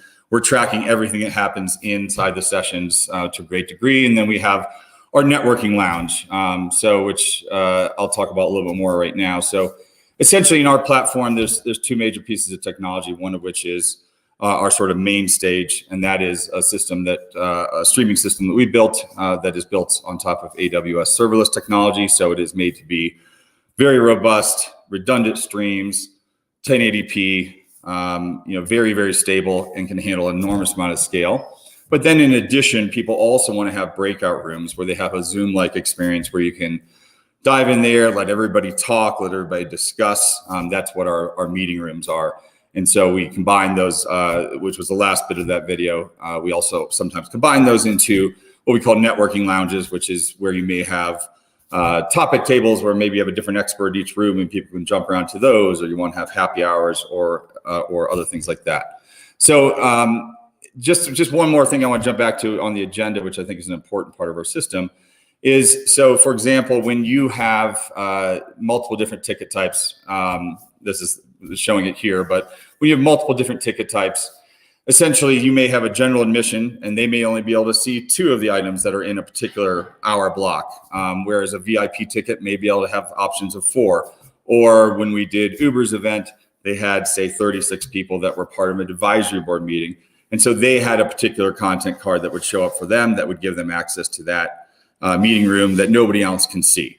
So our system is built in a way where it's capable of handling very complex workflows and having many different types of people on the same event who have completely different experiences, which is a very important thing when you're dealing with large events. So what makes us different? So we're built for production teams, by production teams. Again, I mentioned this at the beginning, we have a deep production background, and so we know this field very well. We've been doing it for a very, very long period of time. We have a top-down strategy, meaning that we are trying to solve the very big, large, complex problems, making sure on our events that our sites do not go down, there's redundancies, there's backups, that we're delivering high quality, and also that we're delivering the set of production tools that high caliber production teams and high caliber AV companies need to operate. And the other thing is we're focused on ROX. And what we mean by that is sort of return on experience, which means that, you know, for attendees, that may be them walking away with meaningful connections and making connections that they're going to keep on going. And for the host, you know, it may be advancing leads, or it may be closing deals, or maybe building community. But we're trying to really focus on measurable results in those areas as a company. And maybe I think there may be one more slide. So just a couple things on our team. Again, I've spoken a little bit about this deep production background. Clay Webster, our CTO, you know, led the engineering team at CBS Interactive, and before that at CNET. Caroline Mickelson is a deep production person in the production industry who's worked with a lot of the biggest companies in Los Angeles on that front. And then maybe the last slide. And we're also backed up by, this is just a few of our advisors, but you know, we've got the VP of design of Hulu, because design is very, very important to us, and making sure that our platform can be changed and altered to look like the brand that's using it, not our brand. That's not what our clients want. We have the head of former global chief of creative for Microsoft and AOL, and the head of events for AWS. So that's all the slides. And I'll wrap up there and to take any questions. Awesome. Thank you so much. So we are seeing, I mean, I think I mentioned in the beginning that that video that you guys have on your homepage is clearly well produced. And we are seeing Cameron, for example, says, love the look of the platform, as you're showing what the platform looks like, which, by the way, folks, he's not clicking around. So that took some serious skill to be talking about every section of your platform as it was whizzing by on a video. Well, faster than I thought it was going to be. I was like, he looks like he's clicking, like you're the one who's driving this. But anyway, very good work. I think that look and feel is so important. We've talked a little bit earlier about branding and how our clients are looking for that. So very important. We need to get to important questions. One of our Facebook users wants to know if that's a ski lift behind you. Yes, I'm up at Powder Mountain in Utah, where I live. So very nice. Okay, let's see here. We have real questions for sure. Wendy says, it looks like exhibitors can upload a 3D rendering of their booth rather than something that's just totally canned. Is that the case? Yes, that's right. So we have a couple different levels. When we're doing a sort of gold level booth, you can have your own 3D design. We can alter that to put your things on it, like materials, colors, really change it to make it look like your brand. Or if you have an actual real life booth design you want to upload, we can do that as well. In our silver level, we give you more of a canned style where you can alter a few things. So yeah, it just depends what level you're at. That's awesome. I think that trade show experience, that booth experience is something that planners are really struggling to replicate because a lot of the money comes from that side. Yeah. Any tips or things that you think planners should be thinking about as it relates to that space? Yeah, in the virtual world? I agree. This is a problem in the industry. We're working on some stuff that we're hoping will change, the components there and allow sponsors to have more contact with people moving forward and have a more engaged experience. I don't want to get too detailed into that yet, but I agree that at this point, I don't think anybody's quite doing it right, including ourselves. And I think there's a lot of room for improvement in that. Sure. No, it takes a lot to say that. What about pricing? This is something we're asking everyone just in terms of general structure. What should people know? Yeah. So we have basically, you're essentially buying a bundle of goods that you can use. The core ones being number of users, number of event days, and hours of total content being played on the platform. And then we have a number of add-ons because not every event needs booths or some things like that do involve some work. So you basically can buy a bundle of those. You have a year of time to use it. And if you want to buy a smaller bundle and just do one event, try things out, that's fine. If you want to then buy a bigger bundle at a deeper discount, then once people are comfortable, that's the way they can do it. But we're comfortable not forcing people into something until they feel strong on our platform. We trust our platform.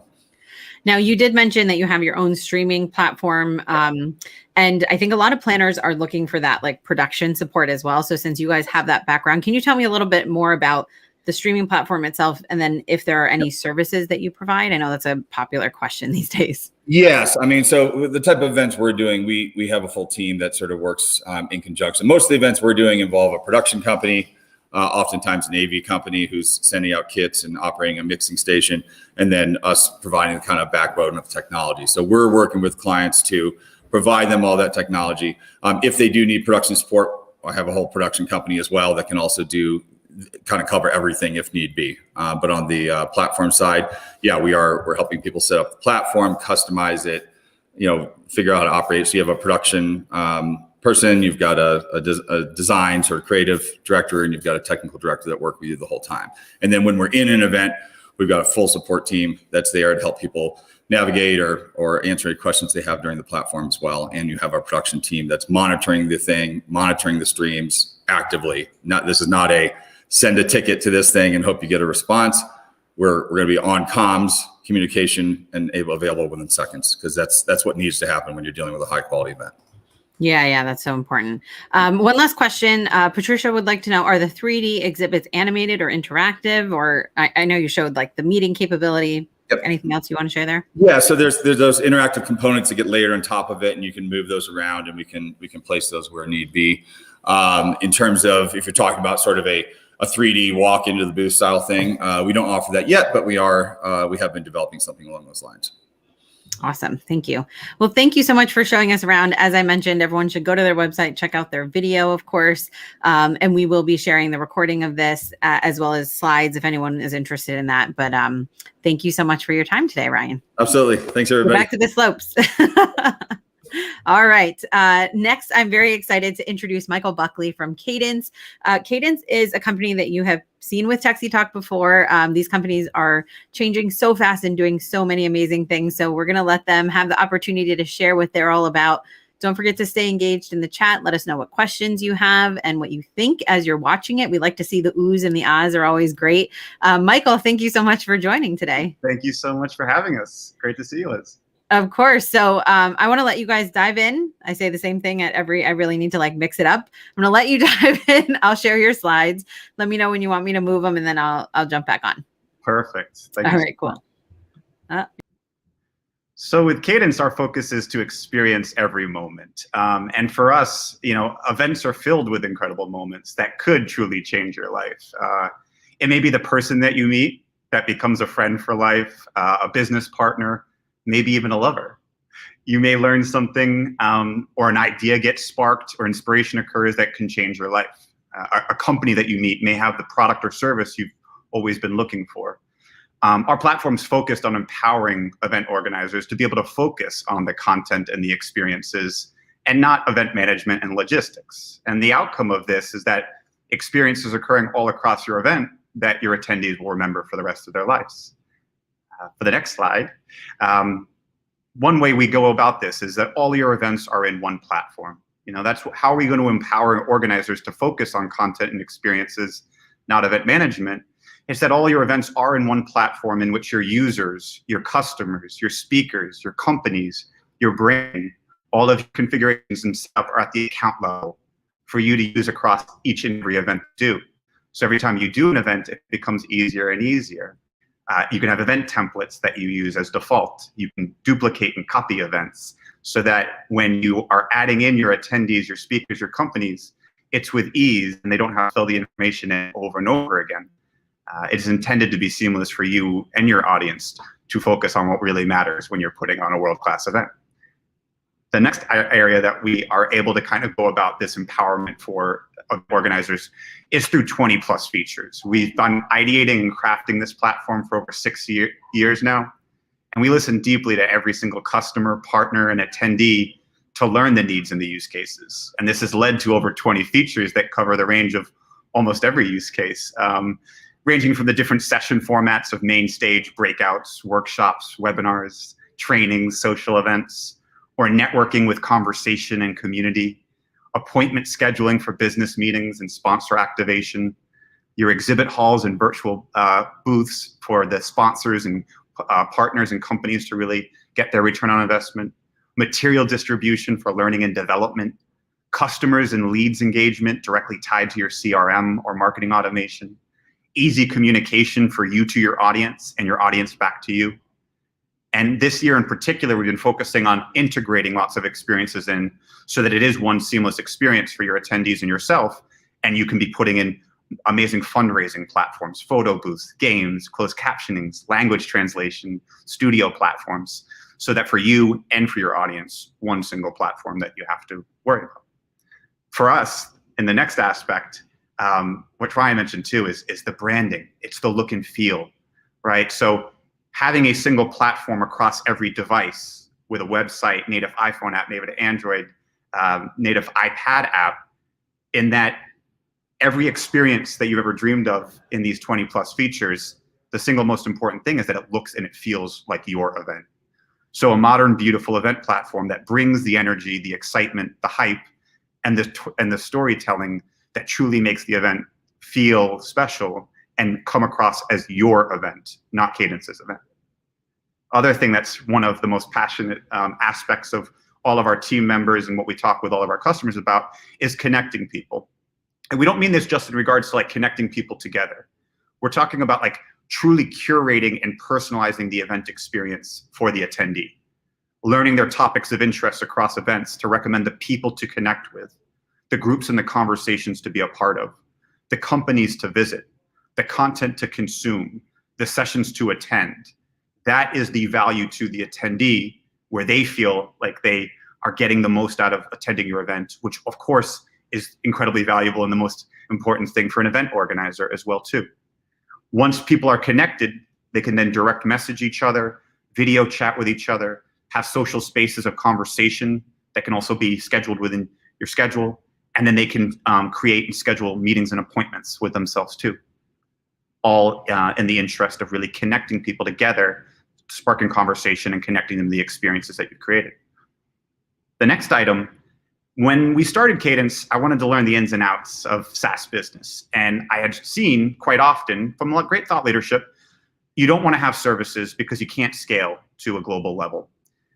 But I don't think you can truly help an organization create these experiences or help a community grow or help an event organizer bring their dream event without us offering services to help ideate and bring it to reality together. Event planning was already one of the most stressful jobs in the world.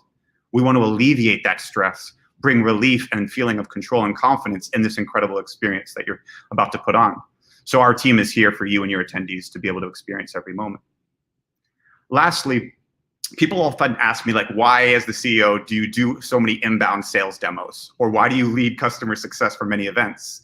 And it's because I want to learn the ins and outs of every single one of these use cases for all these different event types across the world and lean into what my greatest strength is to hear what needs are and know how to translate it into incredible product design and product creation. But also for me in 2020, there was nothing I've ever done more rewarding in my career than talking to 1,000+ customers, partners, and attendees. Getting to talk to people across the world to learn their use cases and their event types, to then start to understand everything about like university events with commencements, reunions, trainings, or association meetings that are marketplace driven, or exhibitors, or company events that are all about learning and development and communication, festivals where there's so much of the amazing artists and the conversation in the communities that get generated, customer engagement events for tech companies like your Salesforce Dreamforces, which also have all these incredible use cases, right? And this has led to just being able to work with some of the best government agencies, social impact organizations, universities, retail companies, tech companies. We feel truly blessed. It feels surreal. We don't take any moment for granted, and love getting to learn and bring these experiences together. So lastly, I'd just love for you to come visit us. Either, start building your event, because there's Cadence for free as well too, that a lot of people use, or free trials of any of the paid licensing. Schedule time to meet with myself or anyone on the customer success team to ideate about your events. And then for any partners out there that want to learn more about our partnerships and referral program too. Love the partners because they have so many ideas and use cases and as well too. So really excited for what we're bringing to the world, and cannot wait to speak with a lot more of you as well. Awesome. Thank you so much. We're seeing some comments about, how great the platform looks. Please keep your questions coming in. We do have their website on the screen, so I guess I don't have to put that comment on there as well. But if you guys have questions, please send them in. I just want to take I have a few, of course, but I want to start with where you ended, which is this free piece that I think, every planner kind of perks up when they hear that they can try something for themselves. I see Cameron saying, he prefers to see the UI and the UE during this. Something that every planner kind of needs to experience is like, what does this look like? We haven't heard anyone yet today, I don't think, say that you can just go and try it for yourself. So tell us a little bit more about that. Yeah, well, two things. One, I really wanted to be able to help. One, people use it for like family trips, group trips. People use it for like their birthdays, celebrations, but then also people that are looking to create a community, right? And being able to, this is obviously a lot important in person. What people are doing virtually is Zoom meeting and Zoom webinar is a fantastic platform, right? So just embed those into Cadence so that you can have the beautiful event experience of the schedule, the conversations, the connections, the networking, the material distribution, notifications, all for free. Absolutely. Now, of course, it's not literally all for free. There are some upgraded services. So can you tell us a little bit about pricing and packages? And again, it doesn't have to be the numbers exactly, but just structure. Sure. Yeah. So there's a free version. There's a premium version, which tends to be your smaller events that are in the $5,000 range. Then there's a premium pro events, which are like your large conferences or large events that are multiple days, unlimited sessions, unlimited tracks, unlimited concurrent sessions. And that's $15,000. And we have a Cadence Cares program, which is 50% off for all nonprofits, social impact events, and universities. And then we also have a wonderful bundled discount packages and unlimited event annual contracts too, which people love because it's, just set it and forget it, and then to create as many events as you'd like across the. Yeah, that makes a lot of sense for a lot of organizations. Now, everyone knows I'm a fan of StreamYard. I use it for a lot of things, but I really like what you guys have with Symphony. You didn't get to talk too much about it, so I'd love for you to dive in a little bit there and tell people about the competitive advantage you have with your own kind of built-in streaming platform. Sure. Well, I think one aspect is that it, again, is kind of all an integrated single experience for the speakers, the moderators, the hosts, the attendees. So they are all in the same place together, which is a huge component of feeling that conversation and that energy, and being able to change formats at any point. Panel view, spotlighted presenters with content, or just content. And those contents could be pre-recorded videos, presentation slides, PDF materials, podcasts, embedded experience in like Miro or photo booths. There's so many different things that you could also embed in a StreamYard broadcast, for instance, like we're on now too. So being able to kind of have all those different controls for the moderator and the hosts all within one platform. which also happens to look very beautiful too. Yeah, I mean, I think that user interface is so important, and that social piece, where you mentioned that, there's the interaction and you're creating these conversations, but it all looks very beautiful, which helps people, navigate a lot easier. Navigation is really important. Just knowing how to kind of poke around is, a lot of people have challenges with that. You can have the best virtual platform, but if they get lost as soon as they get there, it doesn't really help too much. Yeah, I like saying it as you might have an amazing store, right? And inside is incredible product. But if the store is difficult to get into and not very appealing to look at, no one's going to be inside to actually buy that product, right? When you're like a retail shop. Same thing here. Yeah. You can have the best content, the best event, but if it's not easy to get into and it doesn't look beautiful, people often don't want to join the event either. Yeah. So tell us about that process. Is there registration involved, or how does it work that a person gets from buying a ticket or signing up for the event into the portal? Because I think that is a very important experience for planners to be evaluating. Sure. Yeah. When you, upon registration, obviously that they're then registered attendees, but it's at your choice when you want to welcome your audience in, because maybe you want to open up registration 90 days before, but 2 weeks before or a month before you want to welcome them in. So when you welcome your audience in, what we recently launched, which is getting amazing feedback, is single click access. So when you receive the email, just one click immediately into the event, authenticating their email, so they don't have to worry about username, password, which has been great feedback. And then then the attendees immediately in there with the kind of curated experience starting to begin, linking to all the things the organizers created. Yeah, that's perfect. And then can you just tell us a little bit about what you wish planners knew when they come to you? I think that's a question that a lot of event tech companies wish they could kind of broadcast a message to planners and say, you should know X before you come to us, or you should stop doing Y. Is there anything that you want our audience of planners to be aware of when they come to Cadence to experience what you guys can offer? I think the number one thing is actually all the feedback that they've given us, in that when you have a platform that has this many incredible experiences, I only know what I know. So please help guide me when I sign up as to everything that is possible for me to dream big and be able to use all these incredible features. So we're very focused on that based on that feedback, so that the second you do sign up, you are guided into everything that you could possibly ever want to know about putting on a dream event. Yeah. Now, Wendy has an important question. We really should be asking this of everyone. Tell us about security on the platform. Sure, multiple. We began as an enterprise events platform, so with enterprise level security. So some aspects in just login, either being single sign-in authentication, two-factor authentication, where you'd like to from the login perspective, all entirely hosted on AWS, distributed in the US and the EU, so for the EU, based out of Switzerland.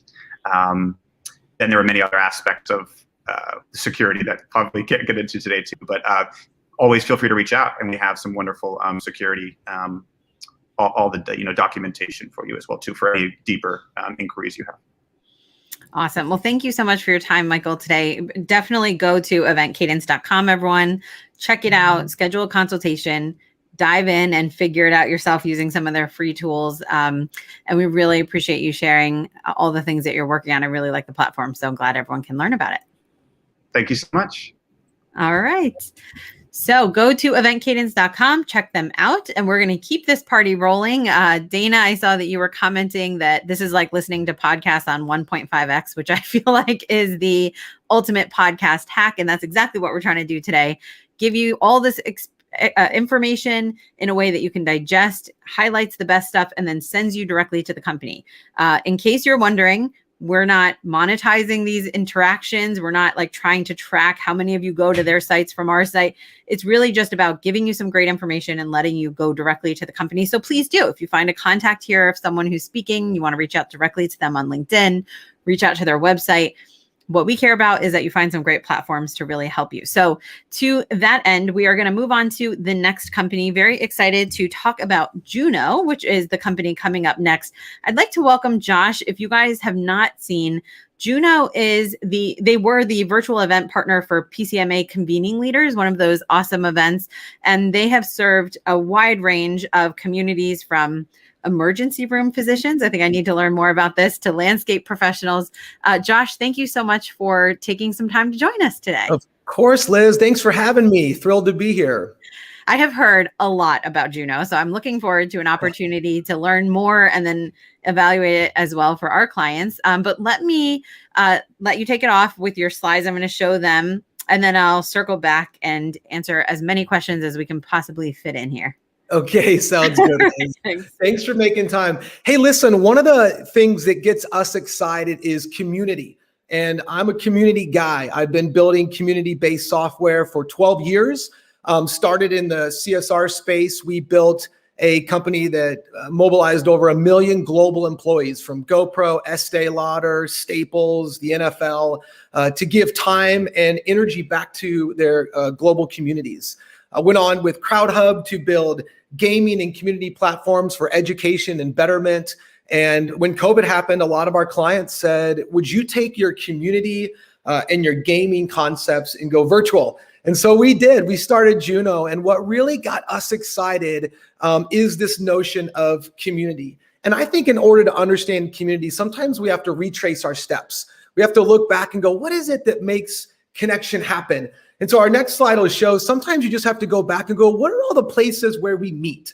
You know, at a main stage or a breakout, when we physically would sit next to somebody and go, I'm sorry, what's your name? Is anybody sitting here? From coffee breaks to strategic networking, trade shows, et cetera. And what really got us excited is the next slide, which really asks this question: how do we take these moments of in-person and virtual and create intersections of connectivity?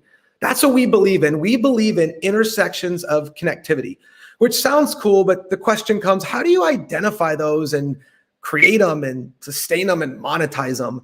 And that's really what Juno is in the business of doing. We really, really do believe, and if you want to go to the next slide again, we really believe in creating these from the living room to the ballroom experiences. And so we know that like everybody's got this phone, right? It's called a second screen experience. In fact, most of you right now are probably experiencing a second screen. You're probably watching this and doing something else. And we understand that in future state, whether you're physically somewhere and that's your first screen experience, your phone will always be your second, or you're virtual and your laptop is your first screen, your phone is your second screen. And so what we know is that by creating these second screen experiences and allowing people to connect, whether they're in their living room or whether they're in a ballroom, if they can connect to one another, they can really begin to create, which is our next slide. I want to talk about this because I think this is really important. We can all get on here and show our platforms, and we all pretty much have the same features, and we have all of our own streaming and security and networks, et cetera. But this is what I want to talk about today. Understanding that intersections and network density is what this is all about. So think pre-COVID. You've got one-to-one networking, and then you move into low network density, and now we move into high network density. So what does that mean? It means this: before COVID started, we had a lot of one-on-one connections, and that was fine. It was one-to-one. As COVID came in, there became a greater adoption of technology and smarter technology, where we could start to get one-on-one and then maybe some group things. But where things get really interesting is when we get into really creating high network density environments. And I want to talk to you a little bit about how you do that. If you go to the next slide, no matter what platform you use and no matter what direction you go in, think about 4 things. The power of user identity tags. The more you know about your user, then you can go into the second thing, which is network bridges. What are network bridges? They're either physical or digital, but they're pathways for people to go from separated to together. And then when you get them together, you create one-on-one and one-to-many relationships, and that creates high network density. And that's what Juno is in the business of doing, is learning as much as we can about our people, creating bridges for networking, one-on-one, one-to-many, and creating these high network density environments. If you want to go to the next slide, we'll show you how we do that. When a user onboards, they declare to us what they're interested in. These are my macro and my micro interests. But then something happens. As users get on Juno, they start to discover a bunch of things. And all those declared and discover tags go on our users. It wraps around them as a user profile so that we can do three things. We can return to them content, experiences, and people using AI. So that it gets really fun when you go, wait a minute, when we begin to know about you, we can begin to direct you to networking bridges, create these one-to-one and one-to-many experiences all around the things that interest you most. How do we do that? The next slide. This is our notion. With permissions, when you can collect data, you can connect people. And those are things that really get us excited. So how do you feel? How do you behave? What are your discovered interests and your declared interests? And then how do we use that to build your network, help you discover new experiences and education, and even richer exchanges for buyers and sellers? So what we've really understood is data and connection is the game, not just beautiful UI and UX, which we all hope that we have and offer to clients, and not just all the fun tools, but really smart, intelligent, long-term stuff. Next slide. Everything to us is about onboarding. So what are you interested in? And here's something I really want you to think about. What am I interested in? But this is so important. What is it that you want from this experience? But what is it that you want to give to it? I think far too often we always think, how can we give to our audience? And we forget that each and every one of those people have so much to give. So many of them are proficient at things that would help other people be successful. Okay, next slide. When somebody onboards, I'll just quickly show you some parts of the platform. Everything's configurable in Juno, so you can move parts around. We have the live home experience where we do full video and interactive tools. Next slide. You can just see that once somebody's in, we drive all these contents using network effect to them, content, experiences, people. And then the next slide, since we only have a few minutes, we have two engines that run all the time, trending and recommended. The trending engine is what's everybody excited about and doing.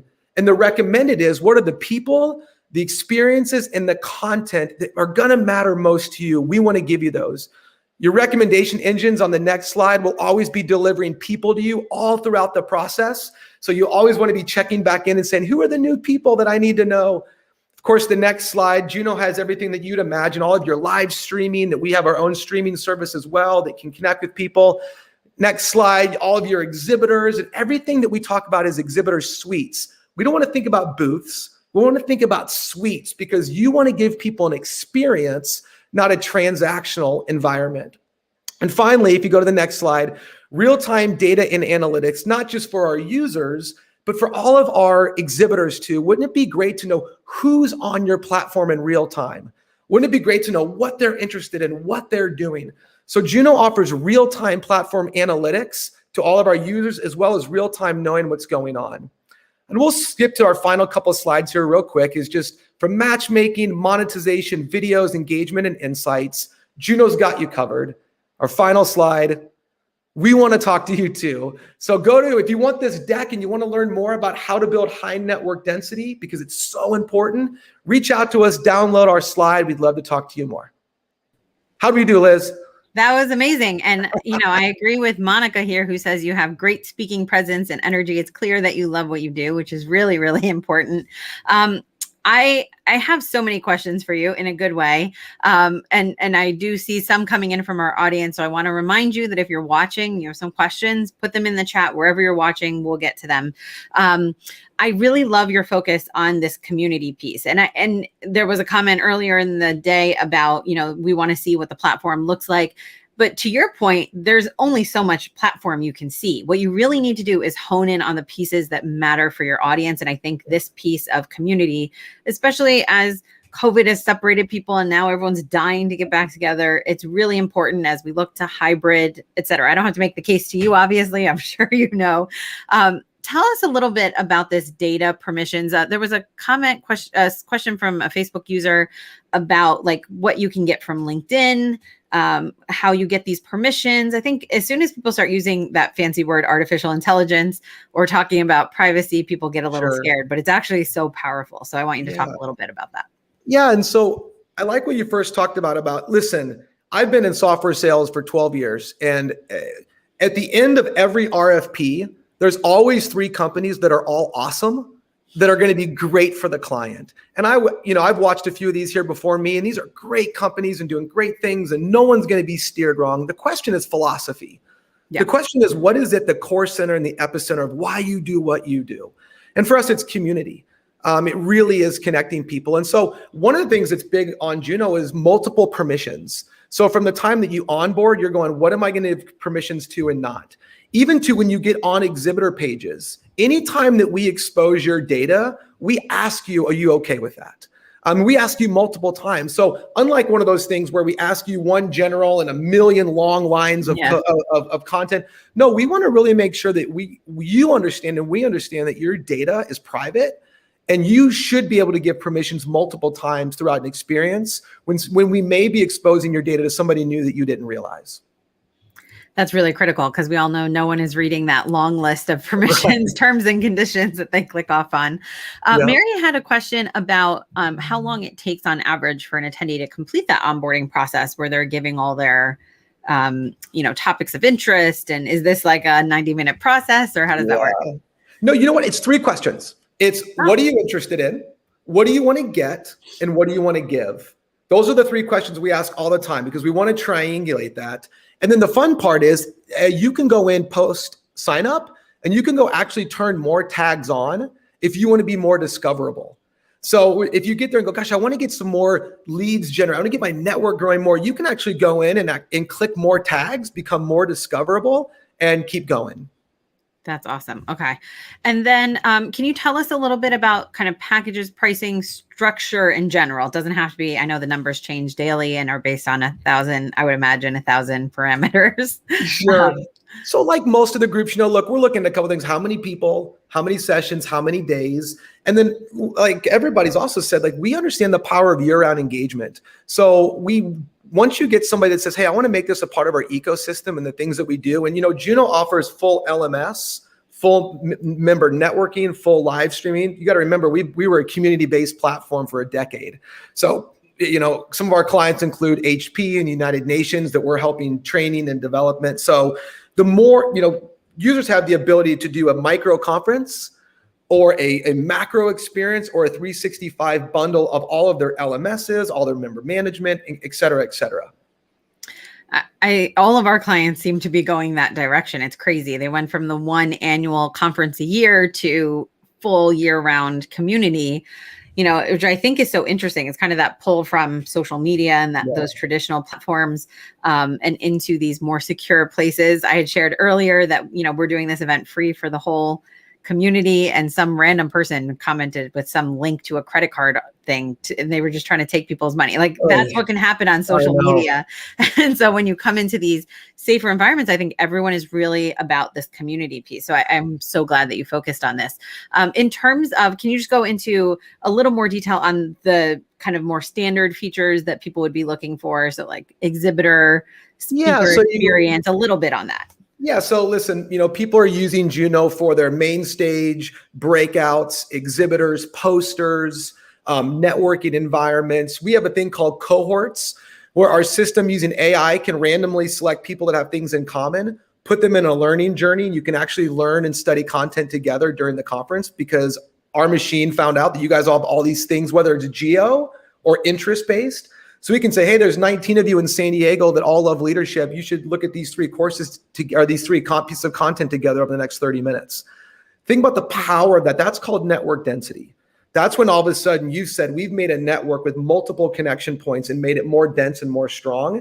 And for associations, meetings, and events, they need to be making stronger network density so that they can have more ROI on their business. Yeah, that's so powerful. So powerful. Gosh, Liz, I could talk for so long on this. You didn't give me enough time.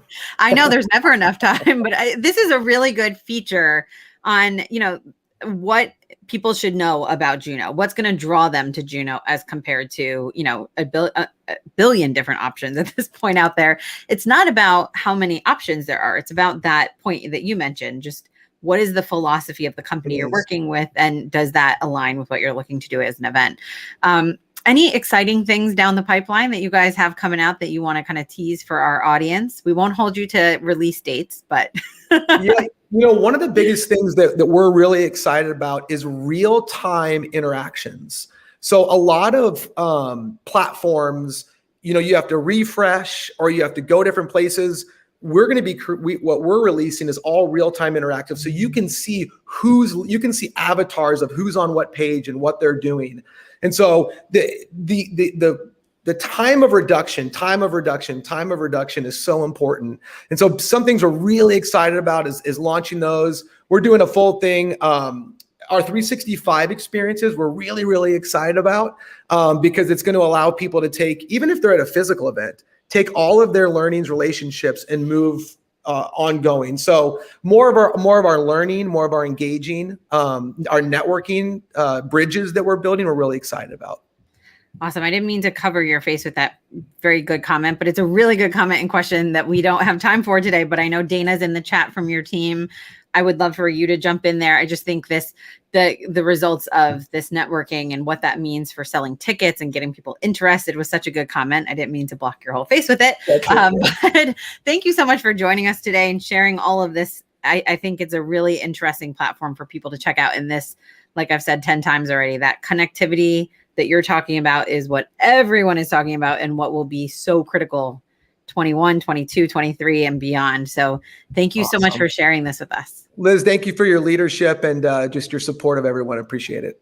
Oh yeah, I'm all about it. Absolutely. Thank you. Take care. All right. So we are down to our last two companies. Do not go anywhere because these are some really cool companies that you want to know about. And so I'm going to do a quick little check-in on the chat. I can see the view numbers. So I know we're still in the hundreds, but I need to know that you're listening, that you hear me. So tell me a little bit. We talked about your favorite food. We talked about where you're from. Now let's talk about a weird hobby or weird what's that word? Talent that you have? Put that in the chat. Let us know that you're still listening.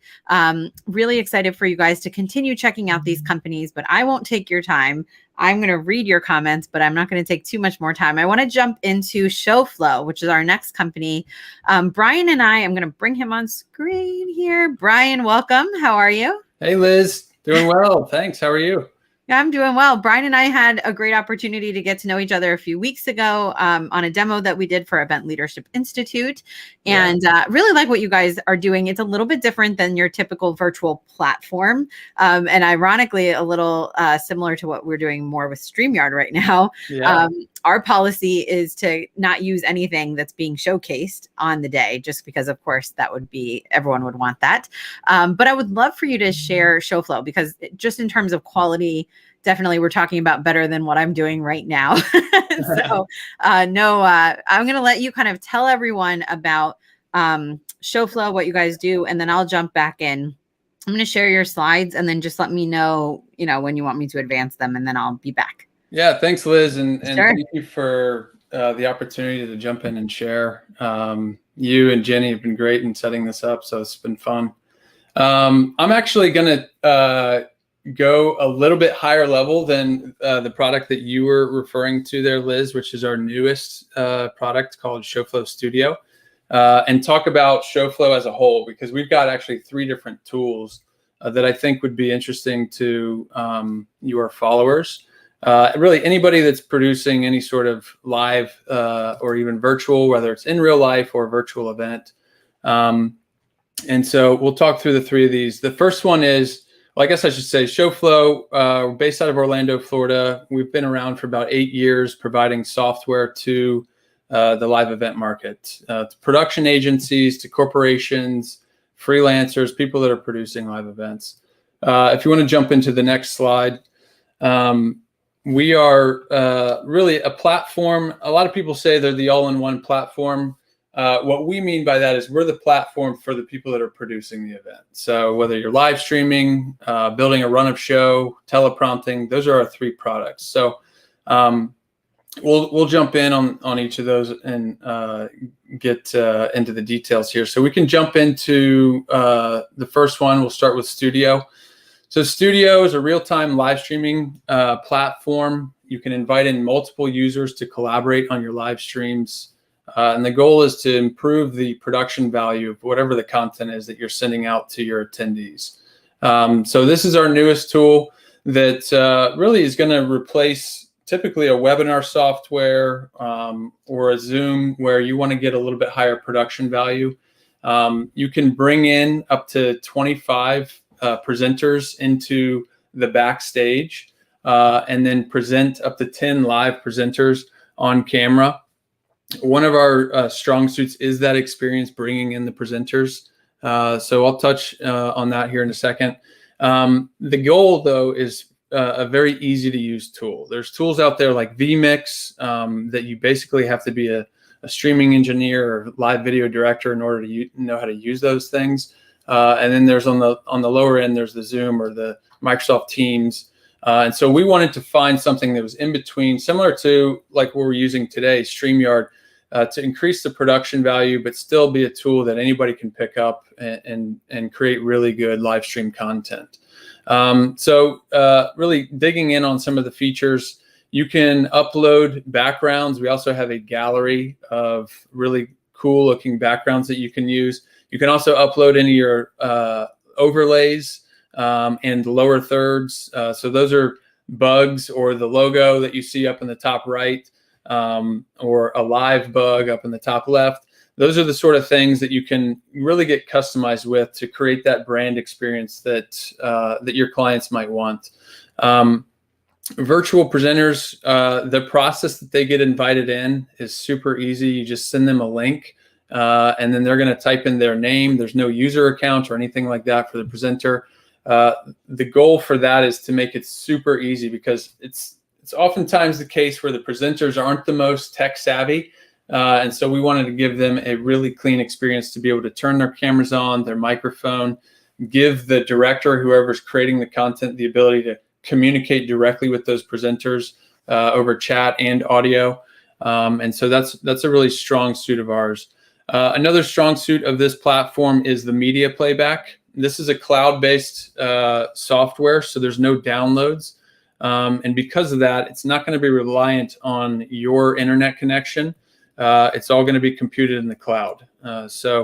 Even if you were to lose internet connection, the stream would go on. And because it's a multi-collaborative real-time environment, you can have multiple people, other producers, maybe there's a graphics operator, and they're collaborating on the content with you. And if you lose internet, somebody else can jump in and pick up, and the attendees wouldn't be any of the wiser. So video playback, you can upload video assets, image assets, audio assets, and then easily play those back.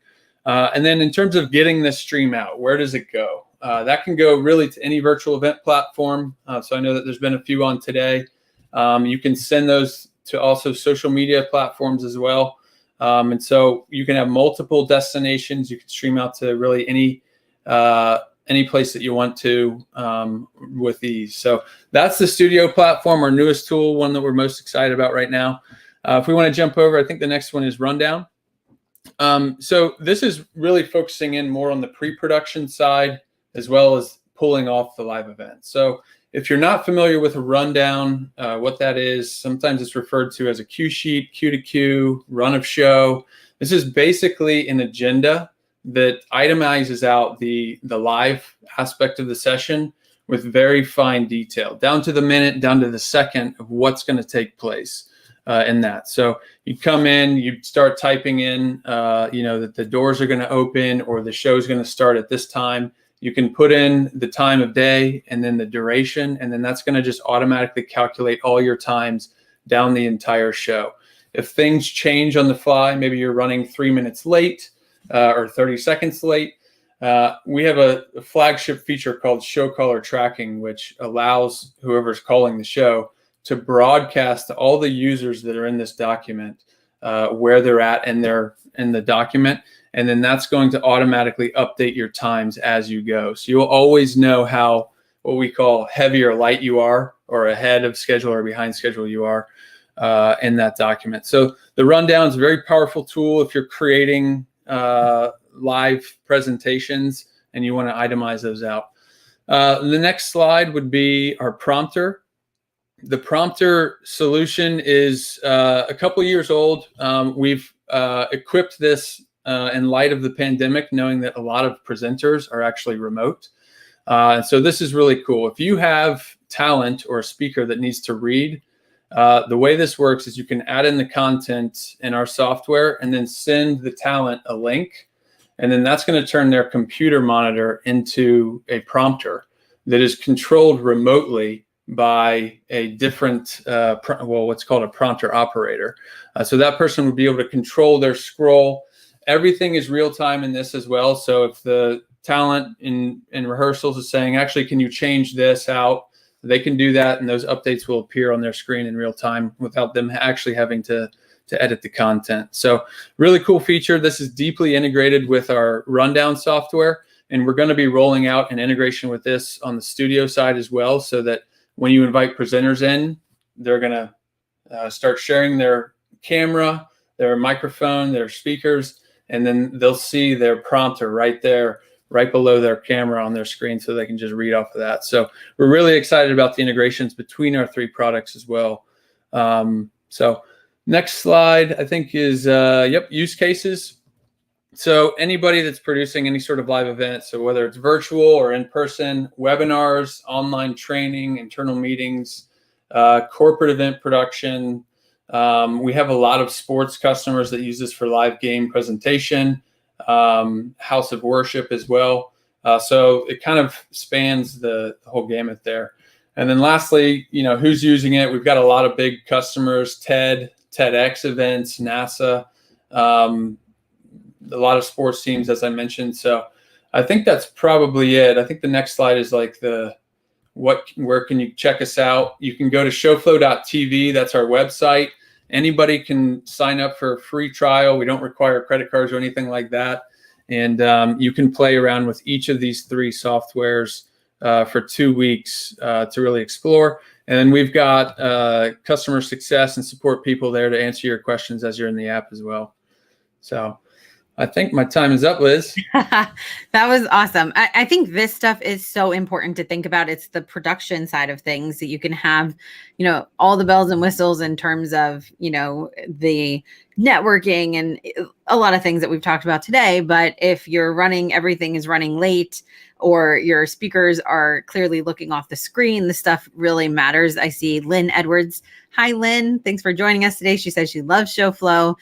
Carolyn says she loves the teleprompter integration. Another user says they love that prompter feature. I think that feature is really interesting.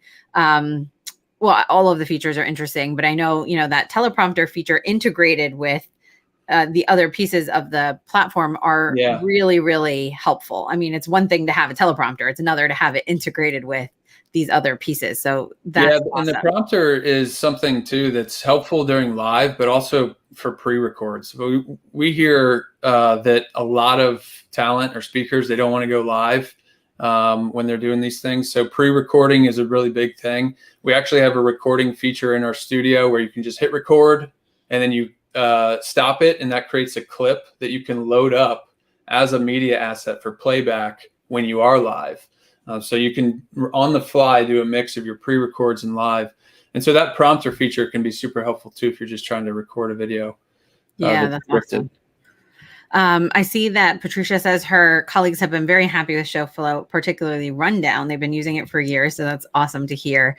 We do have a question from a Facebook user. We get this for every single one. Can you give us a sense of pricing and how does it work with the 3 different products? Yeah, so our pricing is we're a software as a service, so you can subscribe on a monthly or an annual basis to any of our products. The pricing page is on our website, so check us out, showflow.tv. The studio starts at around $50 a month. The rundown starts at around $95 a month, and that's with the prompter as well. And so that's where you're at from a pricing standpoint. We try to really lower the barrier there so that people that are doing even small events can jump in and subscribe. Yeah. This is huge. What about, I was just about to ask this question, Wendy got to it first. What about the prompter feature or all of your products being integrated with virtual platforms, or how does it all piece together best in your experience? Yeah, it depends on how tech savvy you are, I guess. I mean,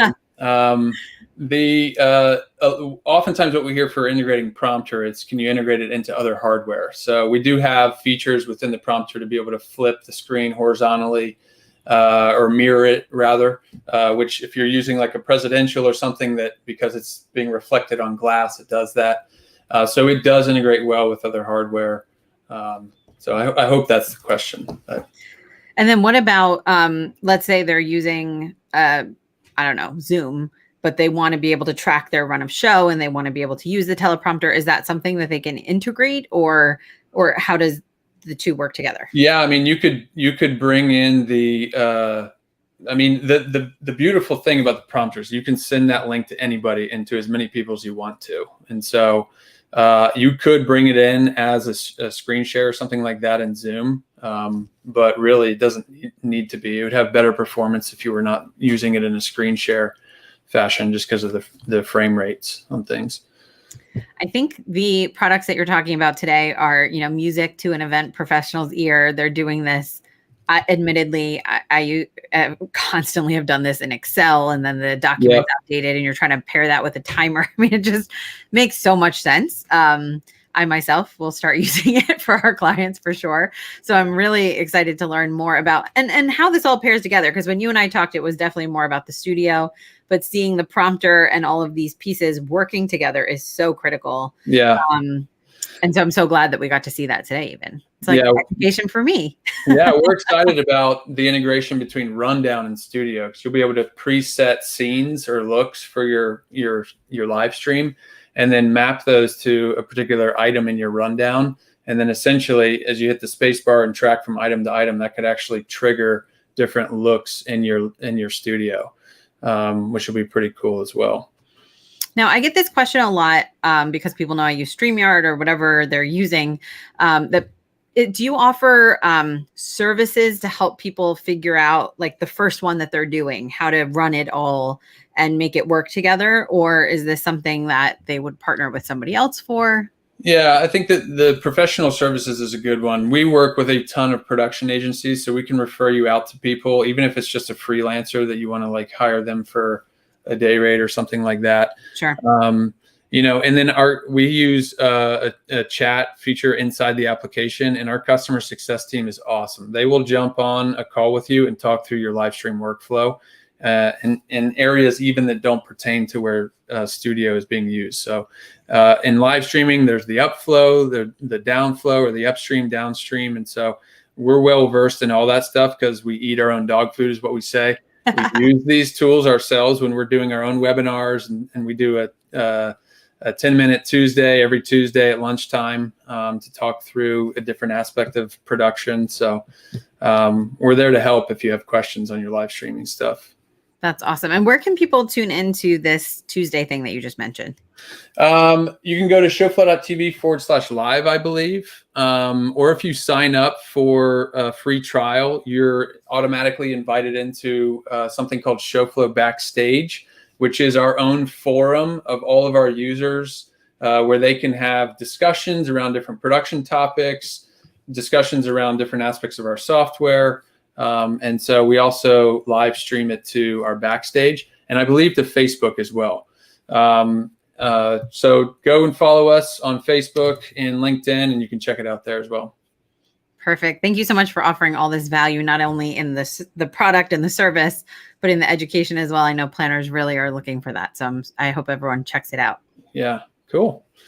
Awesome. Well, thank you, Brian, so much for your time. I'm encouraging everyone right now to go to showflow.tv, check out their 14-day free trial. I mean, this is really accessible pricing, so you don't really have an excuse to be using Excel anymore, myself included. So we're going to get us all shifted over, and hopefully you'll have lots of new techsytalk users very soon. Cool. Thanks, Liz. Thanks, Jenny. This has been fun.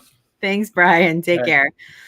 All right. This brings us to our last, maybe our best. We'll have to see. Demo. It's not really a demo, showcase.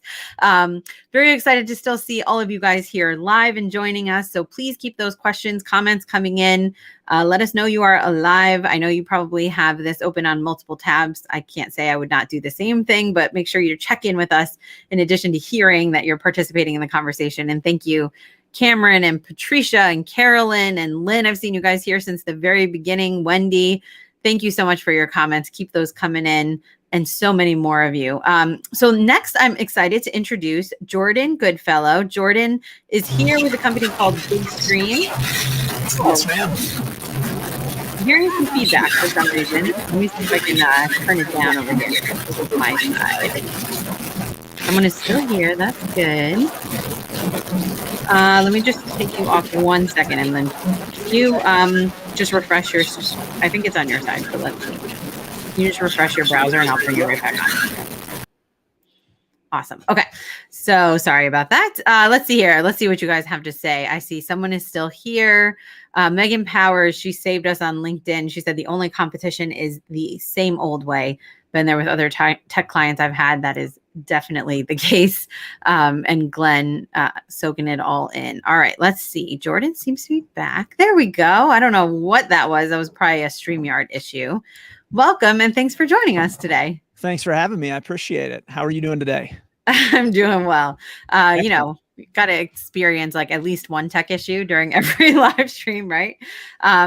Jordan, you and I have the ability, I think in the coming next week, are we chatting on your podcast? We are. Yes, we are Gig Ready podcast. We talk everything live events and looking at how people can be more gig ready. So ultimately we are trying to help people become better professionals.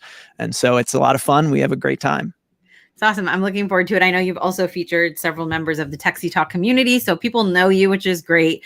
But I would love to have you dive into this GigStream platform. Tell us a little bit about it. I'll click when you tell me to click. Otherwise, I'll take myself off screen, and then we'll ask you a bunch of questions. Sound good? Yeah, I love it. Can't wait. All right. Thank you. Here we go. So GigStream, it's in the name. We stream gigs, all kinds of gigs, whether it's corporate, we're talking nonprofit, we're looking concerts, and we are really here to discover what's possible. So we built this entire platform out of the idea that the live AV business and what we do requires a lot of touch points, a lot of people that really need the understanding that we're there for them 24/7, no matter what. And our goal is, of course, to help keep us focused on pointing in the right direction with good quality production, good quality events, and good quality content delivery. Ultimately, we are production company agnostic, but we bring pro level AV support to each and every event, no matter where they might be doing it, whether it's virtual or it's hybrid. We can go to the next one. Now, our events and what we want them to look like. Each one of your events is going to be different. Every client is different. Every single group is unique. And we want every single page, every single platform that is created by us to look that way. And because it's so unique, we want to bring that style, that flair to each and every part. We want our customers to be rest assured to know that they can deliver exactly what their brand is to their customer through our platform, and they can deliver in a way that looks just like them. We don't want it to look like anything else. Next. Now, our platform, your platform, and your technology. We built GigStream from the ground up. We're not using anybody else's platform. We're not white labeling somebody else's. We have complete control of the core system of what we created. It's all cloud-based, so it's not related or dictated by your internet connection. And we are using that to leverage server locations around the world. So the control for the event no longer rests with some other software, with another person, with another group of people, but instead it rests with us. And so we bring that AV support, that hands-on live show connection, live show support to each and every event. And this becomes a platform where you can do as many events as you want, and we're going to support it pre-show, during the show, and after show. We are part of your team, and we have actually gone through and done a little bit more when it comes comes to automations, AI, and different ways that we actually can move people through the event without them ever having to hit a button. They don't have to touch a link. They don't have to go into a room and out of a room. We actually have created a way to automate everything through the platform, especially for those less tech savvy people who are looking to, they want a seamless experience, but they don't want to have to worry about, oh, how do I get to this room or that room? We want to make that incredibly not complex, essentially. Now, thinking about worldwide content delivery, we can go to the next slide. Our entire platform is built to scale. And so we looked at this from the standpoint of, instead of delivering content from one location, we want to deliver content to where it needs to be delivered. So for instance, in the United States, most of us have experienced Amazon. I mean, we buy from Amazon regularly, and they don't distribute from one hub, they distribute from many, and they find geographical locations that make sense for their delivery structure to make it optimal, fast, and they can deliver the best products as fast as possible. Now, we looked at our delivery methods, and we looked at the delivery methods of a number of other platforms and decided that we did not want to rely on one location, one place. We want to make sure that each location is able to deliver content to that particular place from that geographical location. So we actually create servers for your platform in that location, closest to everybody who wants to be a part of the event, so that we are decreasing latency, we're decreasing time to screen, and we're increasing reliability. If I'm in the United States, I don't want a server on the other side of the world bringing the content to me, because it's going to take more time, and there's more points in that line of communication that could create failure. So our goal is to make sure that we increase reliability over time. Next one. Now, this really is our secret sauce. We have a platform that 12 months ago would have been one stream, one screen, but instead we said, well, where does this go next? What is our next level? And we came up with a really fantastic way of delivering content in a dual and a multi-stream format. These are synced streams. They are there. They are running simultaneously, synced within 2 frames of each other to deliver great content so that everybody can see everything. You no longer have to pick, when do I show my screen? When do I show my content? When do I show my PowerPoint? Or when do I look at everything else? When do I look at the speaker and all the other people? We don't want to force them to use one screen or just what we're looking at. We want to give them options, so really, truly, they can choose their own adventure. Now, next one. The other thing that we look at is, we were looking at nonprofits. How do we help them actually maximize their ability to get the money that they need to help stay sustainable and keep running? Now, each one of the events, each one of the people who needs to raise money for their nonprofit is looking for the best way to do it. And what we ended up doing was, we created an entire part of our platform that's built to raise funds, where when we have somebody talking live on screen, our AI is actually able to know when they are going to talk about the donations. They say donate, they say contribute, and we actually can highlight the contribution buttons on the platform so that they know, hey, I need to get in there. I need to actually give money to these people so that they can continue to do the good things that they're doing. The great thing is that every single penny goes to the nonprofit. So not only do we make sure that they are known and seen, but they also can get every single penny that they need. There's no fees, no processing fees, no nothing. We create a flat rate cost for them, and their event just happens and goes seamlessly. Next. Now, let's talk about streaming versus collaboration. You need both.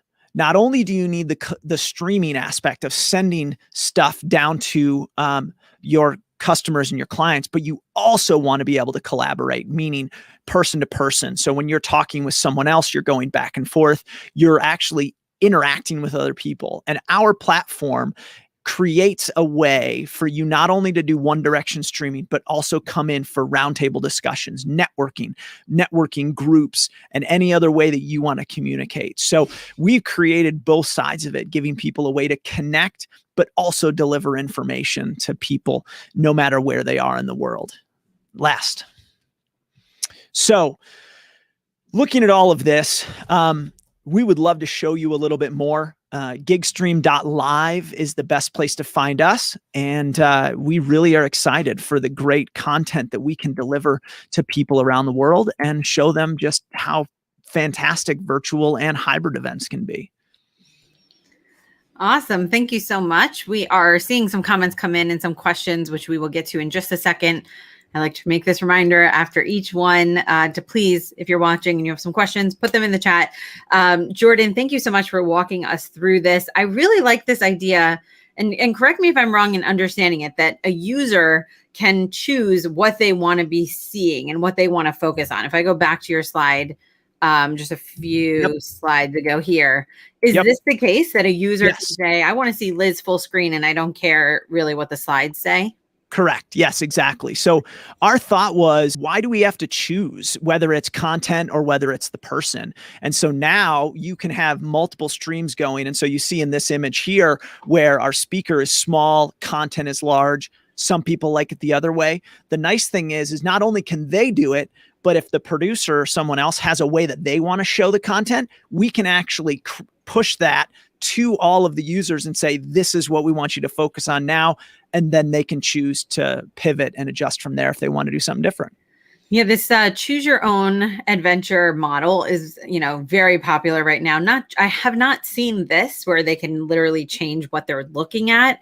I'm sure people today, even on this stream are wishing we did that today so they could kind of zoom in on something or whatever.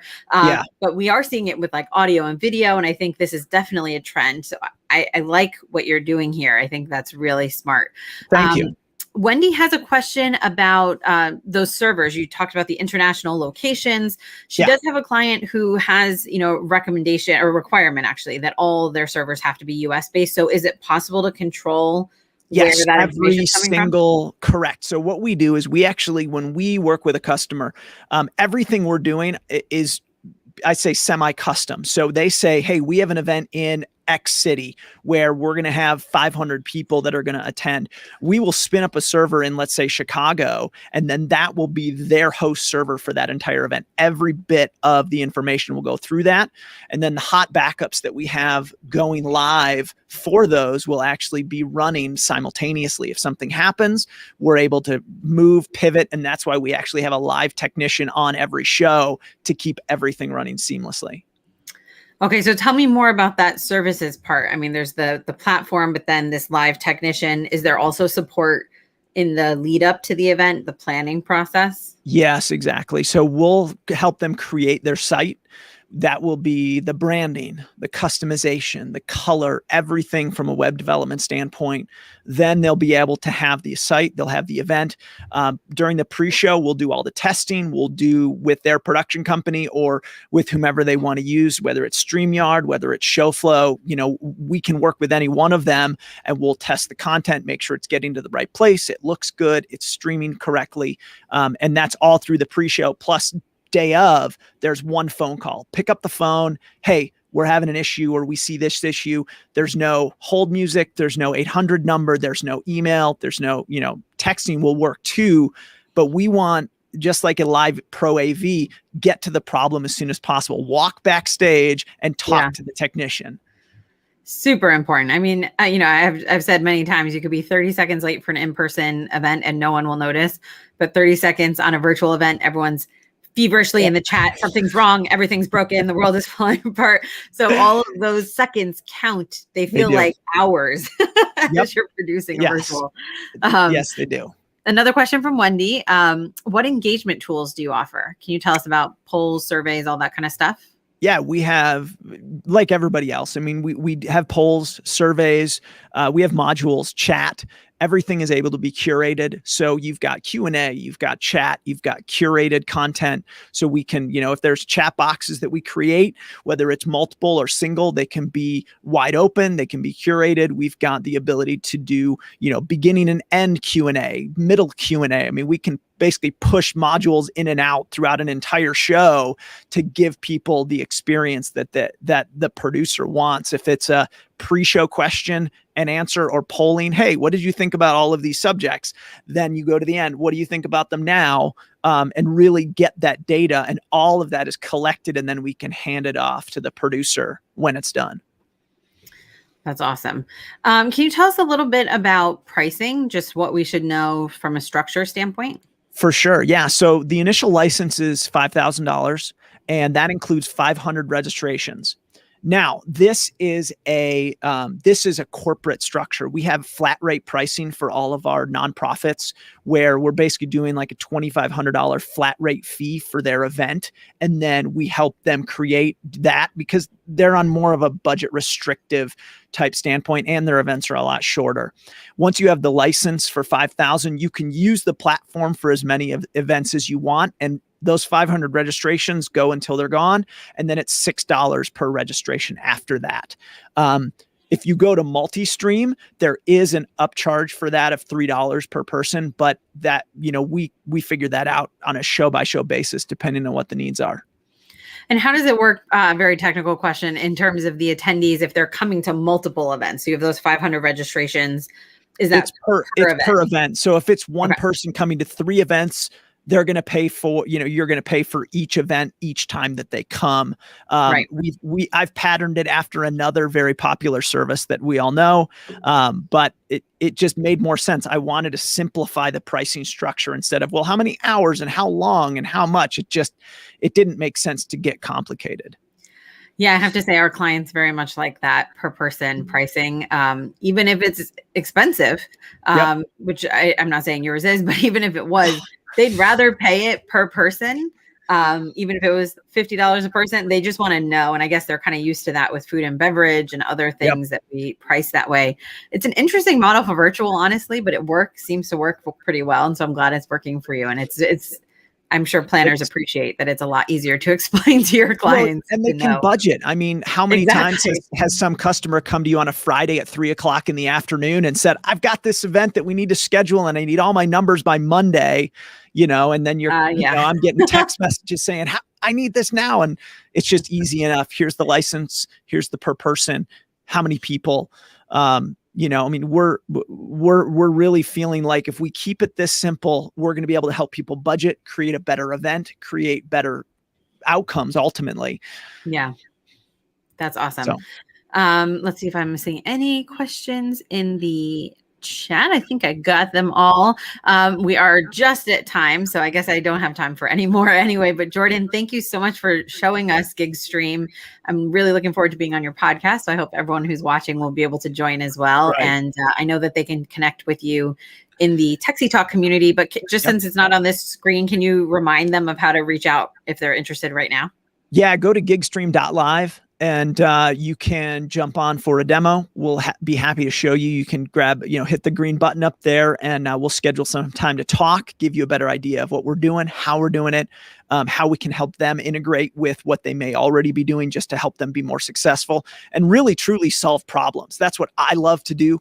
My developers and the guys that we work with, we just like to solve problems. If there's something that people have had or said that they're like, we haven't been able to find something to do this, come talk to me, because that's what we do. I mean, everything we're doing is looking custom. It's not a one size fits all group, and we're not for everyone, and that's okay. We want to help people solve the big problems that they're having trouble solving.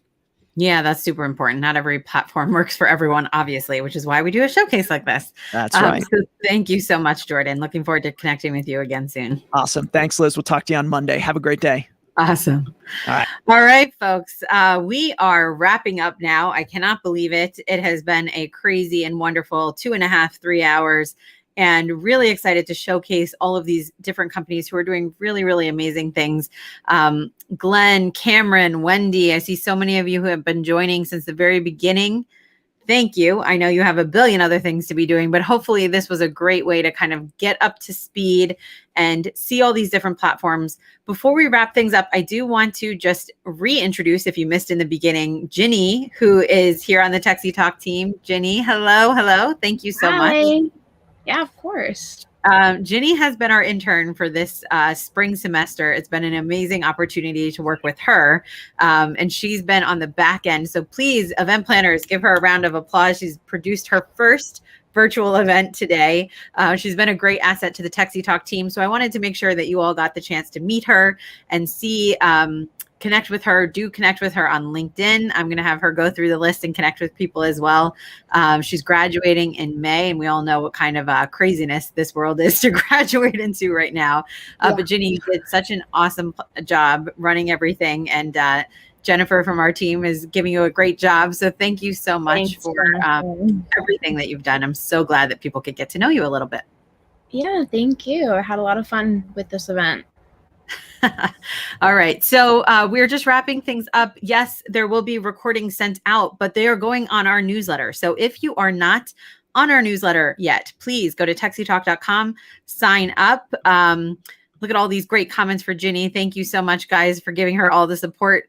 We will be sharing, we're going to cut this into individual sessions so that it's a little bit easier for you guys to digest again. You can go back to the ones that you want.